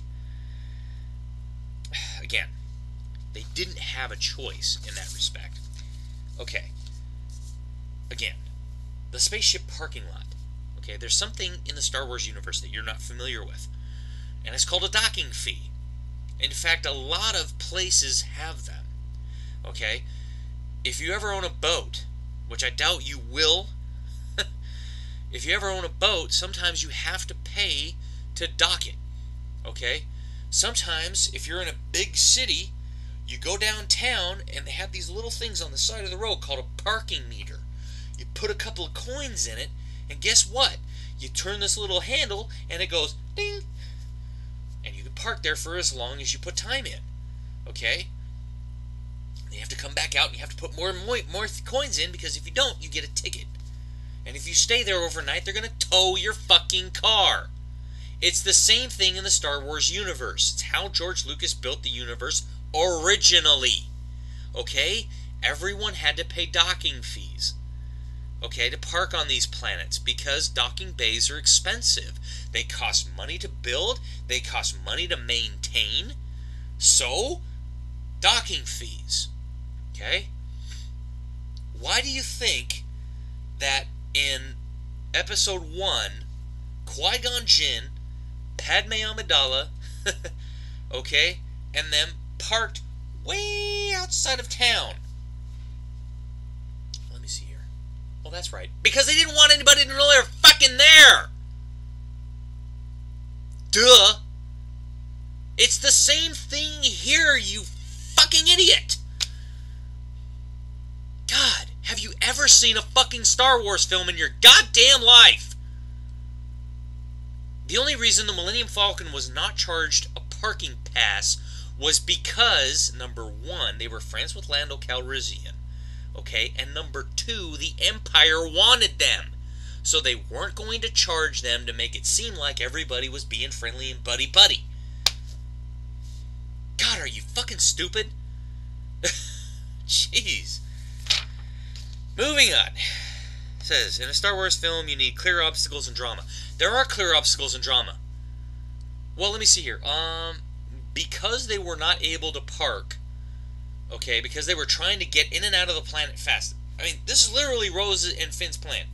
Land on the beach, run into the casino, get the code breaker, run back to the ship, and then get the fuck out of the planet. Did that work? No. What was the obstacle they faced? Let me see here. Oh, I don't know. Getting thrown in jail. Not because they were stupid. It's because they were on a stealth mission. They were trying to get in and out as fast as possible. And they spent a lot of time in the casino looking for the code breaker because they couldn't find him. It's called common sense. Get some. Jesus. I tell you, man. This guy's dumb. Alright, moving on. Anyway, the mere fact that a large chunk in the middle of the movie is just big spaceships kind of slowly chasing each other, that was different. Say something positive. I would have been fine just cutting back and forth between that situation and Rey doing things on Luke's planet. However, that's my next point that lends itself to my theory that The Last Jedi is really a madcap comedy. People are always coming and going, which deflates the tension of the First Order having them trapped in a low-speed chase. It says, how can Finn and Rose go on a little adventure on some other planet where they're stuck on the ship? Disney wants them to at least 5 locations. I've got to meet the quota, so I'm Finn and Rose sneak out of the ship and Mon Calamari cruiser, some kind of smaller ship, and leave the ship. Why doesn't everyone do that then when the rebels leave the escape ships for no reason? Can't all go to light speed, and in this little shitty crappy ship has light speed. God, okay. Then he goes, but the sensor cloaking ability. But like the First Order has windows, all you need is a good old pair of these, and he shows a guy with binoculars to see them. If the fucking Hubble telescope could see Mars with this clarity from Earth, you'd think that the First Order would have some kind of device that could zoom in on 100 feet and see all the escapes craft leaving. Again, have you ever... Okay, so here's my thing. Can you take a pair of binoculars and see Mars with the clarity of the Hubble Space Telescope? No. I'm just going to spell it out for you right now. N-O, no. You can't fucking do it. Okay? Now, if you have the Keck telescope, okay, on Mauna Kea, on Hawaii's Big Island, you might actually be able to see Mars with some clarity on a very clear night that's very cool and the air's not moving at all. There's no wind, there's no turbulence, no nothing. You might be able to do that with that kind of a telescope. The reason why the Hubble Space Telescope can see Mars with that much clarity is because it has a mirror that is like 20 meters in diameter, you fucking dumb shit. That's how it can see so fucking far into space. Okay? Because they point it somewhere and they leave it there, okay? And it doesn't move. Now, can the Hubble Space Telescope see a satellite in orbit around Mars? I would say no, because the resolution isn't there. Because it can only see to a certain type of resolution. In fact, you can see this, okay? Because it's good for macro viewing, not micro viewing, okay? And the Radis was more than just 100 feet in front of the Supremacy. Hell, 100 feet out of the windows on the bridge of the Supremacy is... Oh, let me see here. Oh, yeah, the front of the fucking ship! Are you an idiot? Do you know how big Snoke's ship is compared to, like, say, oh, I don't know, your backyard? Because Snoke's ship is like the size of Manhattan Island, you dummy. You're not going to be able to just take a pair of binoculars and be able to see Paris. It doesn't work like that. You have to know where to look. Okay? You do. If you don't know where to look, you're not going to find it. It's like trying to find the ISS. If you just walked out into your backyard right now and you just look up in the sky, the chances of you finding the ISS is like infinitesimal. Why? Because it's so fucking far away. And it's only 200 miles above our heads. Okay? The Radis was that far out in front of the frickin' Supremacy. Okay? So no, you're not going to be able to see a transport the size of, say, a Volkswagen bus. Okay? Or maybe, okay, I'll give you this. Maybe it's the size of a bus. Okay? Probably the size of a 15-passenger van, if all truth be told. Okay?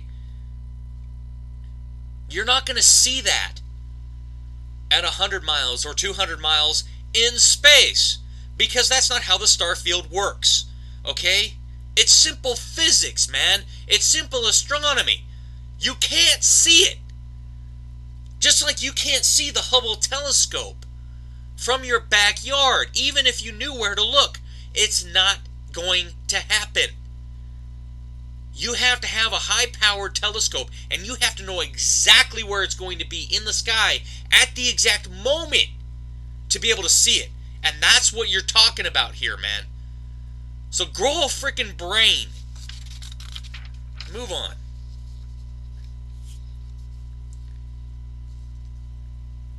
So then he starts talking about Rey. Where says, I guess then Rey steals Snoke's personal ship. She took Snoke's escape craft, only then to somehow end up back on the Falcon. What happened to Snoke's ship, and why wasn't she flying that thing into the battle? I'm sure the ship of the Supreme Leader of the First Order has got to have some kind of mega firepower and shields on it. Why did she leave it parked somewhere? Well, that's answered by the movie itself. So right as Rey's getting into the escape pod, okay, she tells Chewie, as soon as you drop out of light speed and you drop me off, you go back into light speed and you wait for my signal. Wait for my signal.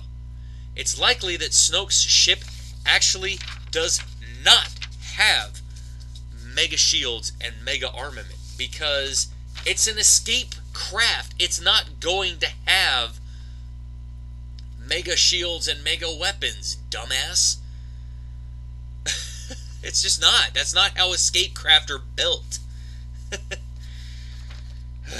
Then he says, oh wait, there's something...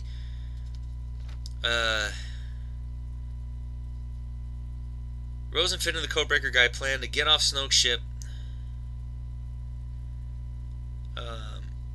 Once they smashed up the tracking device, good time to figure out how we get back to the fleet. I don't know where the nearest escape pods are, of course. Wasn't the First Order. No, that escape pods were launched.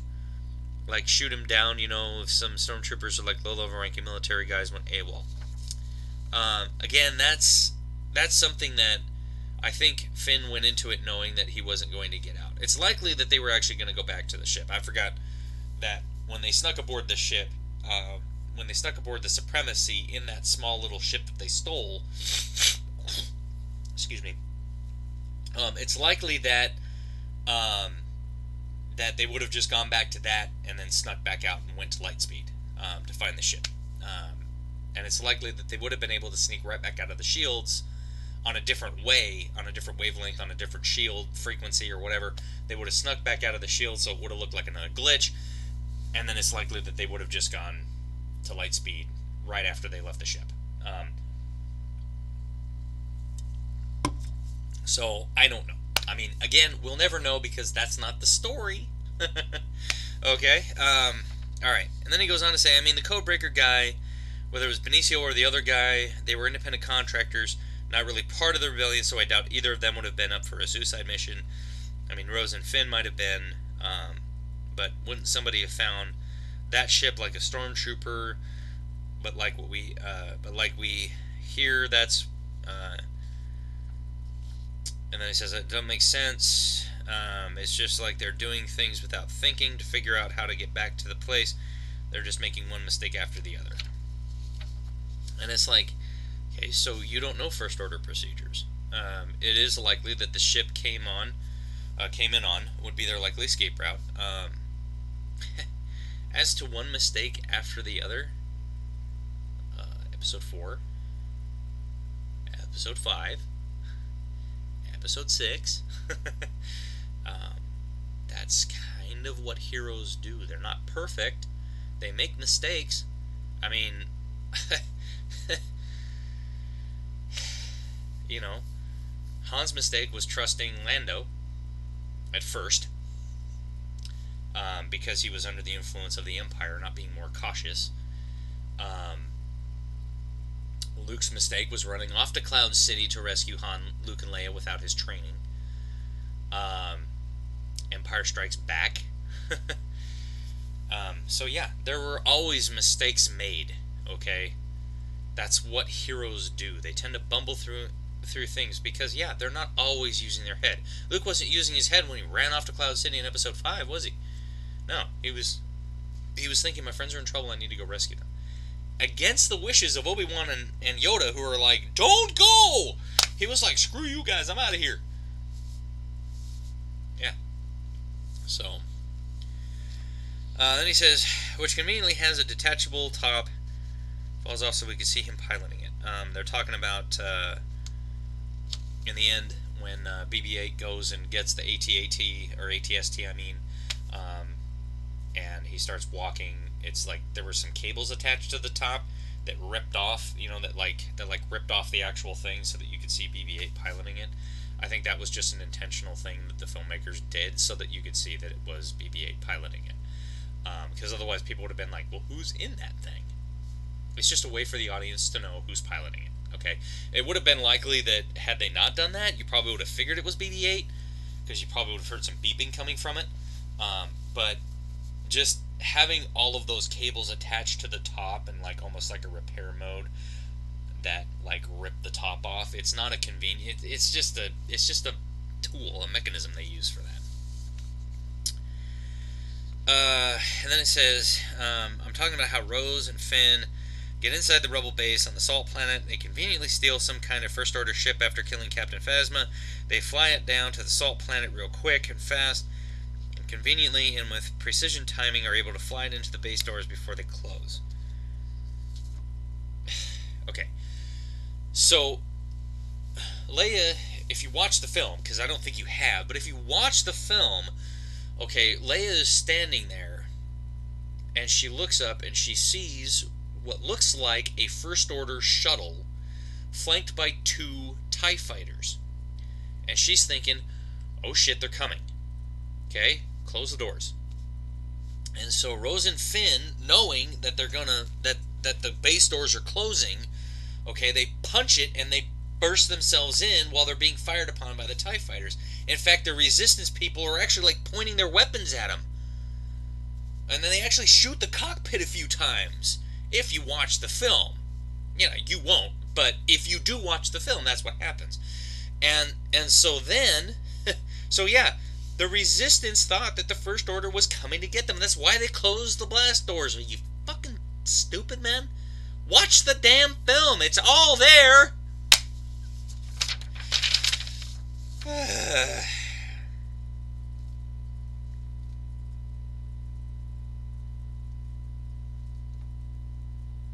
So, yeah, and then he talks about, it's just another one of those, how do I get my characters from here to there situations. That's what any story is, man. Any story is, how do I get my characters from here to there? Any story is, like, for instance, it was, how do I get Luke and Vader to fight on Cloud City?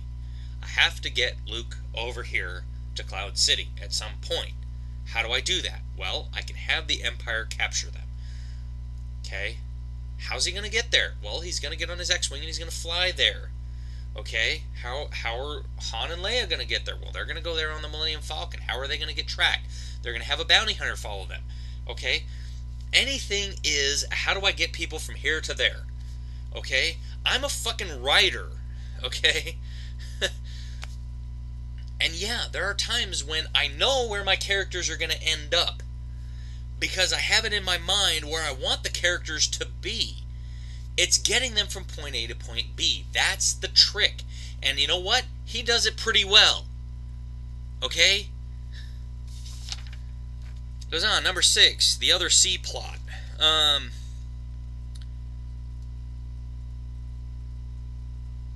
So, then he just goes on and on and on, where he just kind of talks about how, you know, it's just a thing, it looks like some high schooler wrote it, or something like that. And you know what? He's entitled to his opinion if that's what he thinks, because a lot of people thought that of episode 1. They thought George Lucas didn't write this, a high school kid did, you know, or an elementary school kid did, because, you know, Anakin Skywalker was a whiny little punk. Well, yeah, he's 9. Poor kid's a goddamn slave. Luke was a slave to his family, but he was 20 years old and he was still whining his ass off. Anyway, so he says,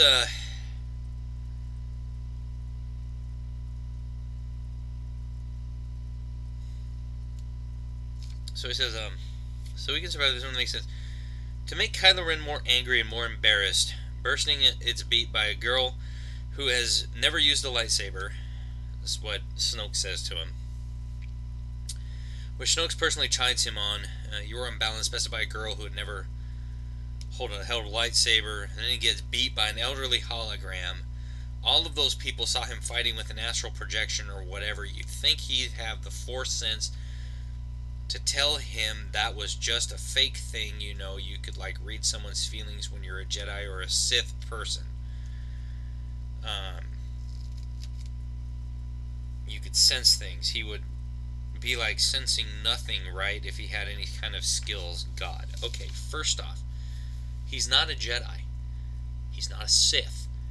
Okay? it's likely that even if there was nothing there, it's still the presence of Luke, because it's the Force. Okay? God, I just don't think this guy's ever seen a Star Wars film before, because in Episode 4, okay, Darth Vader, who's Anakin Skywalker, is standing there, and he says, I sense something. A presence I've not felt since Mustafar, because he's sensing Obi-Wan. It's likely, in a residual way, he was also sensing a little piece of him and his wife in Luke Skywalker. And that's why he was saying, I haven't felt this presence since. Because in his head, he's thinking, I'm sensing a couple of different presences. One is very familiar. It's my old master. The other one, okay, is something different. He doesn't know what it is yet. And he senses it again when he's in his TIE fighter flying after Luke's X-Wing. He goes, the Force is strong with this one. He says it right there. And he's thinking, my God, the guy is powerful Force user just like me. Wait, just like me. Wait, what? Duh. So it's likely that Ben Solo does sense Luke. That's why he's trying to kill him, you dumbass. Again, did you even watch this film? But as to the Jedi and the Sith, the Jedi are no more. Okay? Rey is the Last Jedi. That was kind of the thing. Luke was the Last Jedi, but Rey is now the Last Jedi. That's the whole point of the film being called The Last Jedi. The Last Jedi? Alright. So then he goes on to say, it's not about lifting rocks, because the Force literally is about moving rocks. Also, this random little boy has Jedi power, so it's like some kind of inherited ability, or else all kids would be able to use the Force. Right there. Right, dear God, was everything you said wrong? The Force is not a power you have, and beyond something special and the potential of your bloodline. Go drink some more monster tit milk, you weird hobo. Then we're right back to where we started. The Resistance is on the run, and the First Order's still chasing after them. No real big revelations, just the death of two major characters that represented the, quote, old ways of the old films.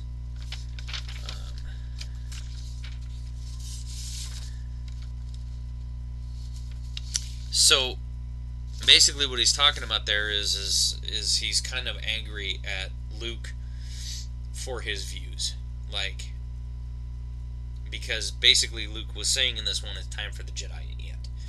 And what he was trying to tell Rey is that the Force was not a power that Jedi had. It is something that permeates everything, because that's how he was taught by Yoda. Okay? Yoda taught him to tap into the living Force, okay? The Force that is present everywhere, the dark and the light. That's why I said powerful light, powerful dark, okay? There is a balance there on the island, just like there was in Dagobah, okay? Dagobah had a lot of life, but it had a lot of darkness as well, okay? And Luke is trying to get her to sense that, okay? And he's trying to say, this Force does not belong to the Jedi, and to think so is vanity. Do you feel that? Okay, because he's trying to get her to understand that this is not how the Force works. It's not just about moving rocks, okay? It's about sensing everything around you. It's about hearing the Force.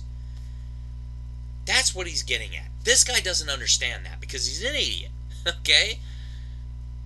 Yes, Yoda had Luke moving rocks because he needed Luke to understand how to manipulate the Force, how to manipulate objects using the Force, okay? Because the Force literally permeated everything.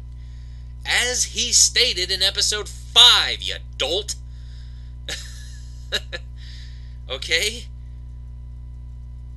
So yeah. Then it goes on. Hey, then we're number one, Rose crashed her little piece of crap ship ran into Finn's, risking both horrible back injuries and death in order to stop him from crashing into the super laser. It's like love is the only way, and she kisses him, and he's like, "What? I don't like you at all."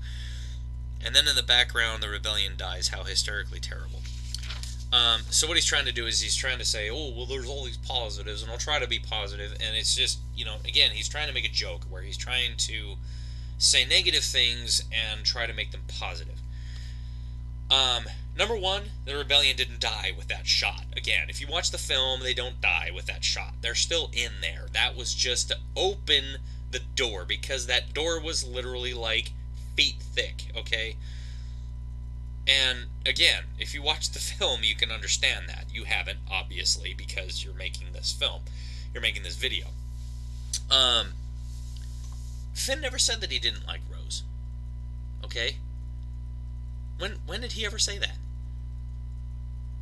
You tell me. You show me the exact scene. Okay? You tell me in the movie, this is when he said, you know what, Rose, I fucking hate you. Okay? And then I'll believe you. He never does. I guarantee it. Okay. He says, do you remember the fight scene after Snoke was dead? When his guards pointlessly fought Rey and Kylo? If I were one of those guards, I want to just run away, because clearly they're totally enough to kill, or to just kind of stand there waiting awkwardly for one guard to finish attacking before they attack. Hey, yo, where are you going? What are you doing? So basically, he was talking about so Snoke dies at the hands of Ben, right? And then he's like, why didn't the guards just run away? Well, again, they're loyal to Snoke, you fucking idiot. Okay? So yeah, they're gonna fight because their master just got killed. That's what loyalty does to people. You don't have any loyalty. Your only loyalty to yourself. That's why you're like, I just fucking run away. Yeah, you would. Because you're a coward. You're a pussy. Okay? No one gives a shit about you. Okay? But these guards gave a shit about Snoke, and that's why they were fighting him. That's why they were fighting Kylo and Rey at the end, because they were like, oh my god, our master just died. You bastards!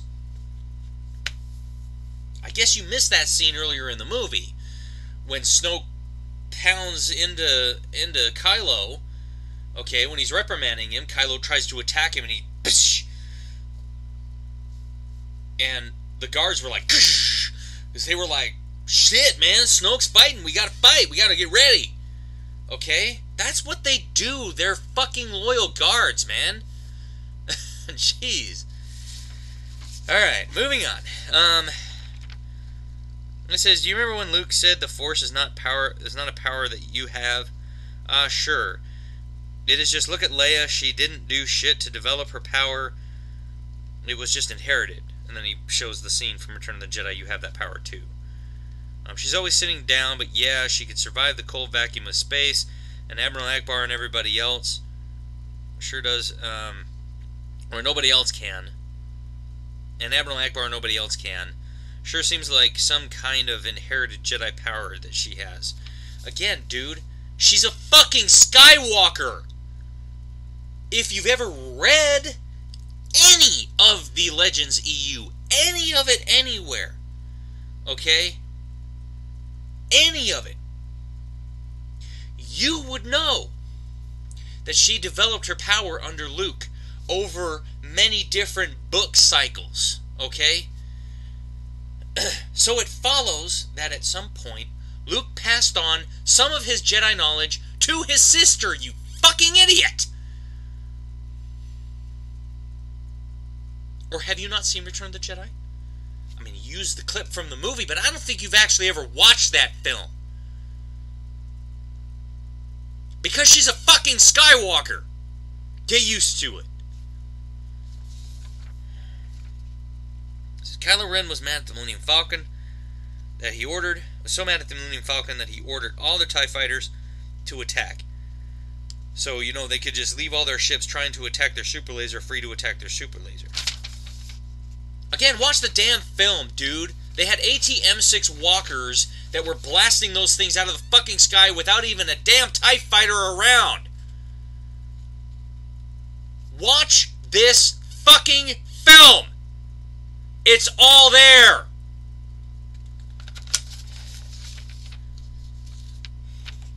Number 8. Circle of Confusion is complete. To get what I was doing, a whole bunch of things, like if you thought the opening of The Last Jedi was odd and messed with your brain, well, it definitely messed with his.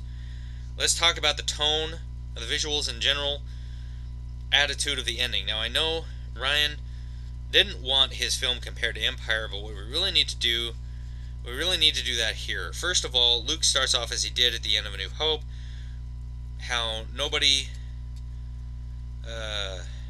you read me, happy, plucky, idealistic, and the monster mauls his face and tries to eat him alive, and he's like, oh my god, just fucking galaxy's nightmare, that was just traumatic. Then Yoda lays out some real scary shit on him.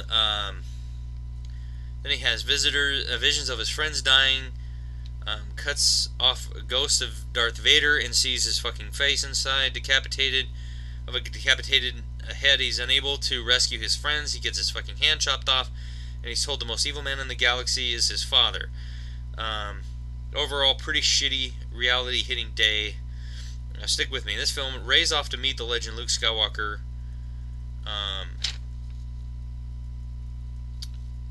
who turns out to be a big homeless asshole who's fucking rude to her. Tells her that the Jedi are shitty and a bunch of failures, leaving her with absolutely no hope in him, only with Kylo Ren. And even though he kills Snoke to save her, he still wants to murder all of his friends, blah. She's literally witness to the deaths of mostly all of the rebellion at this point.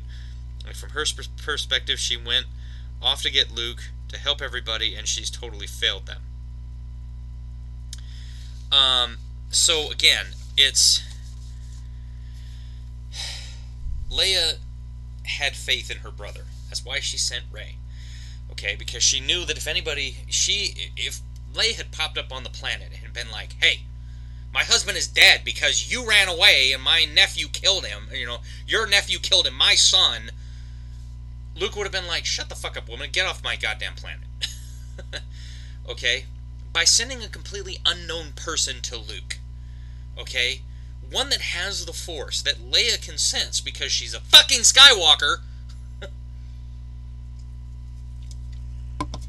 okay, it would have been something that we would have seen, because this is the other thing that Mark mentioned, okay, in that Vanity Fair article, and go read that article, okay, if you don't believe me, is he says, if I was just another old hermit training Jedi, we've seen that. Well, where have we seen that? Episode 4. Oh my god. Yeah, we've seen that. And that's not what he was. He was a guy that had given up because his nephew turned on him. Okay, because of his moment of weakness, which he mentions clearly in this film. Okay. And that's why he's a hobo living on a planet. And he's like, screw you, bitch, get off my planet. Because he's like, I'm not that guy anymore. Okay?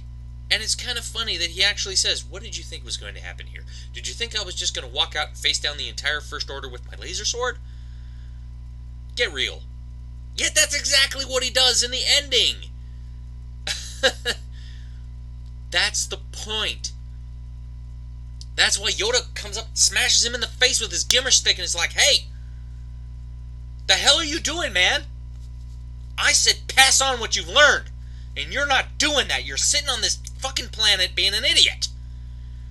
Now go help that girl, or so help me God, the next lightning bolt's going to be up your ass.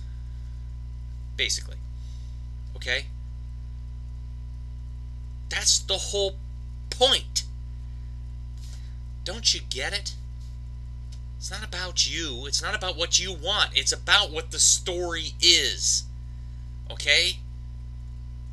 And having Luke living as a hobo on a planet is not Frank Spencering. Because Luke is literally Frank Spencer. Okay? He's always been Frank Spencer. Moving on. Says, he kind of goes on. It says, Luke Luke in the same story moment in Empire. There's Rey. She's like, so then Empire and Rebellion flees limping along at a slow pace. And another visual similarity could be like a beat army heading back to base. And defeat music is mostly somber. Our characters are licking their wounds, so to speak. The music is slightly hopeful, but with a twinge of melancholy. Just perfect. In The Last Jedi, the Millennium Falcon is speeding ahead at light speed, which visually indicates an adventure and action and fun on board. It's a fun reunion or something. People seem to be in generally good spirits, even though 46,000 rebels died, leaving only 12 people alive. There's hugging and handshaking, and all the shots are very reminiscent of the ending of Return of the Jedi, where, of course, the Empire was totally defeated. So you're like, everything that's just happened was really bad. There should be a fucking funeral dirge playing. Everyone should be shell-shocked and sitting there in silence as the Millennium Falcon limps along at 5 miles an hour, spilling black smoke out of the back. You didn't watch this film, did you? Because those people are not congratulating each other, okay? They're hugging each other because they're thankful to be fucking alive! My God, did you even watch this movie?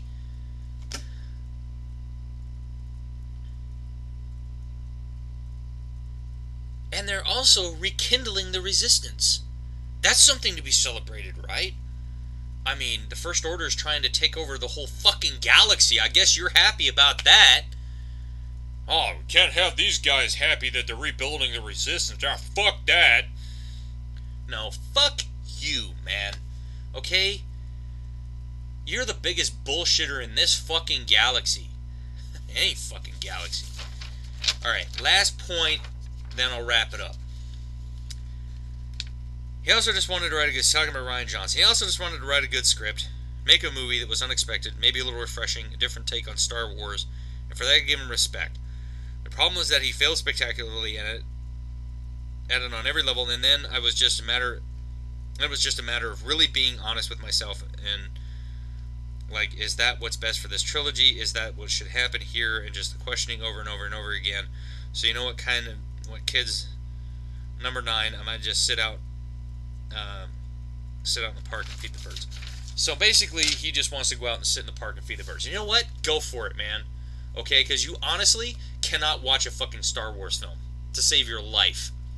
I challenge you to actually go watch this film. Because if you watch this film, you'll actually see that the plot makes sense in the context of the action and the characters. Okay? It's all there for you to see. In fact, you pointed out like 90% of it while you were complaining about story problems and structure problems. Okay?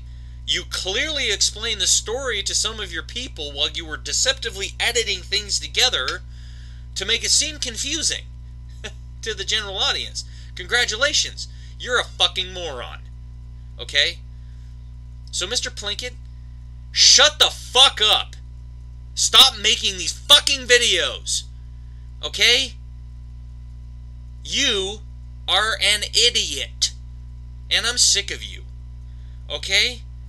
And if I have to do another one of these fucking debunk videos after episode 9 comes out, I'm gonna tear your ass a new one. I just did in this video, but I will do it again. Okay? Stop. And that goes for all of your fans too. Stop hating on this fucking film. It is not that bad. Go watch the film. It's all there. Every single thing you need to know is in this movie. It used to be that you could make a film and you could leave out a couple of details here and there, which they did in the original Star Wars trilogy. There were some things that were left out originally, like when you got to Return of the Jedi after watching the theatrical cuts of the film. There was no scene in the beginning that showed Jabba talking about a death mark.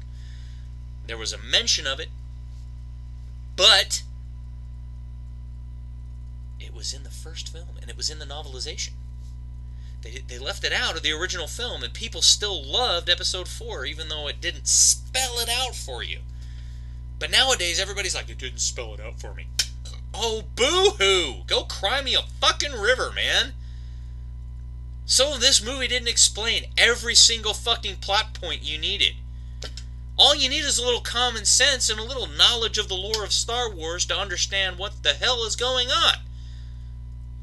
And if you can't do that, then I'm sorry. You're not a Star Wars fan. You're a casual moviegoer that happened to see this film without any other context other than people were saying, wow, it's a great film, and then you went and saw it and went, I don't get it. Yeah, because you're not a Star Wars fan. Stop saying you are. Okay? It's kind of like all those people that when somebody like Prince dies or David Bowie dies, and everybody's like, oh my god, they were such a great artist. Bitch, you were born in 2005. Shut the fuck up. You have no context and no fucking clue who the hell Prince or David Bowie actually is. Just like you're not a fucking Star Wars fan. Because if you're a goddamn Star Wars fan, this movie makes perfect sense. And my wife, who isn't a Star Wars fan, can watch this film and watch Episode 7 and go, that's a good film. And if she can do it, you can do it. Okay? So shut the fuck up about it. I am sick of it. I'm sorry about the rant, guys. I just had to get that off my chest. This kind of shit has just been pissing me off, alright? I mean, it has just been to the point of just like, God! Okay? People have just been getting on my nerves about it. Oh, I know I said I was going to do, when I did my Darth Vader one, I know I said I was going to do a couple of movie reviews. I went out of town for Labor Day. And right before I went out of town for Labor Day, this review from Mr. Plinkett was put up, so I figured I had to just debunk the shit out of it, and so I spent the last few days kind of going over the script and kind of getting it down, and, you know, I just kind of wanted to vent it out and just get it out there, and so next time on Russ's Movie Corner, I am going to do a DVD review. I guarantee it, I will. I actually have a couple of movies that I want to talk about. On my movie wall, I am working on, whoops, let me go this way, ding, sorry, wrong finger, James Bond retrospective. As you can see, I have some VHS movies. I'm gonna start putting up some movies in the background, just kind of, you know, kind of show off. I just kind of grabbed a few things here and there, so I'm just kind of throwing some things up, and I'm just trying to get some new things out there. So, you know, I'm just trying to kind of jazz up the place a little bit, make it look a little better. And as always, thank you. Leave a like, leave a comment, subscribe. I will have new content coming out. Also on Russ Plays Games, I'm finishing up Chrono Trigger. I just started a brand new Let's Play of Final Fantasy II for the SNES, which is also Final Fantasy IV. And I'm absolutely having a blast playing through those games. So, yeah, give a comment. Let me know what you think of those. Go watch those and let me know what you think. And next time, I won't have so much anger. I won't have so much rant. I will actually have a really good DVD review for you. So, I have a couple of different movies that I kind of wanted to go over. I'm probably going to end up talking here. Some of them I like looking at my big movie wall, and a lot of them are like that I wanted to do are like series, like Mission Impossible and James Bond and you know, Lord of the Rings and those kind of things, and I'm just like, ugh. If I do those, I have to sit down and I have to talk about all of them at once. I can't just go and do like one movie, because it doesn't work that way. Especially when you come to a series like Die Hard, for instance, or anything like that. So keep it locked here at Russ's Movie Corner, and have a great day.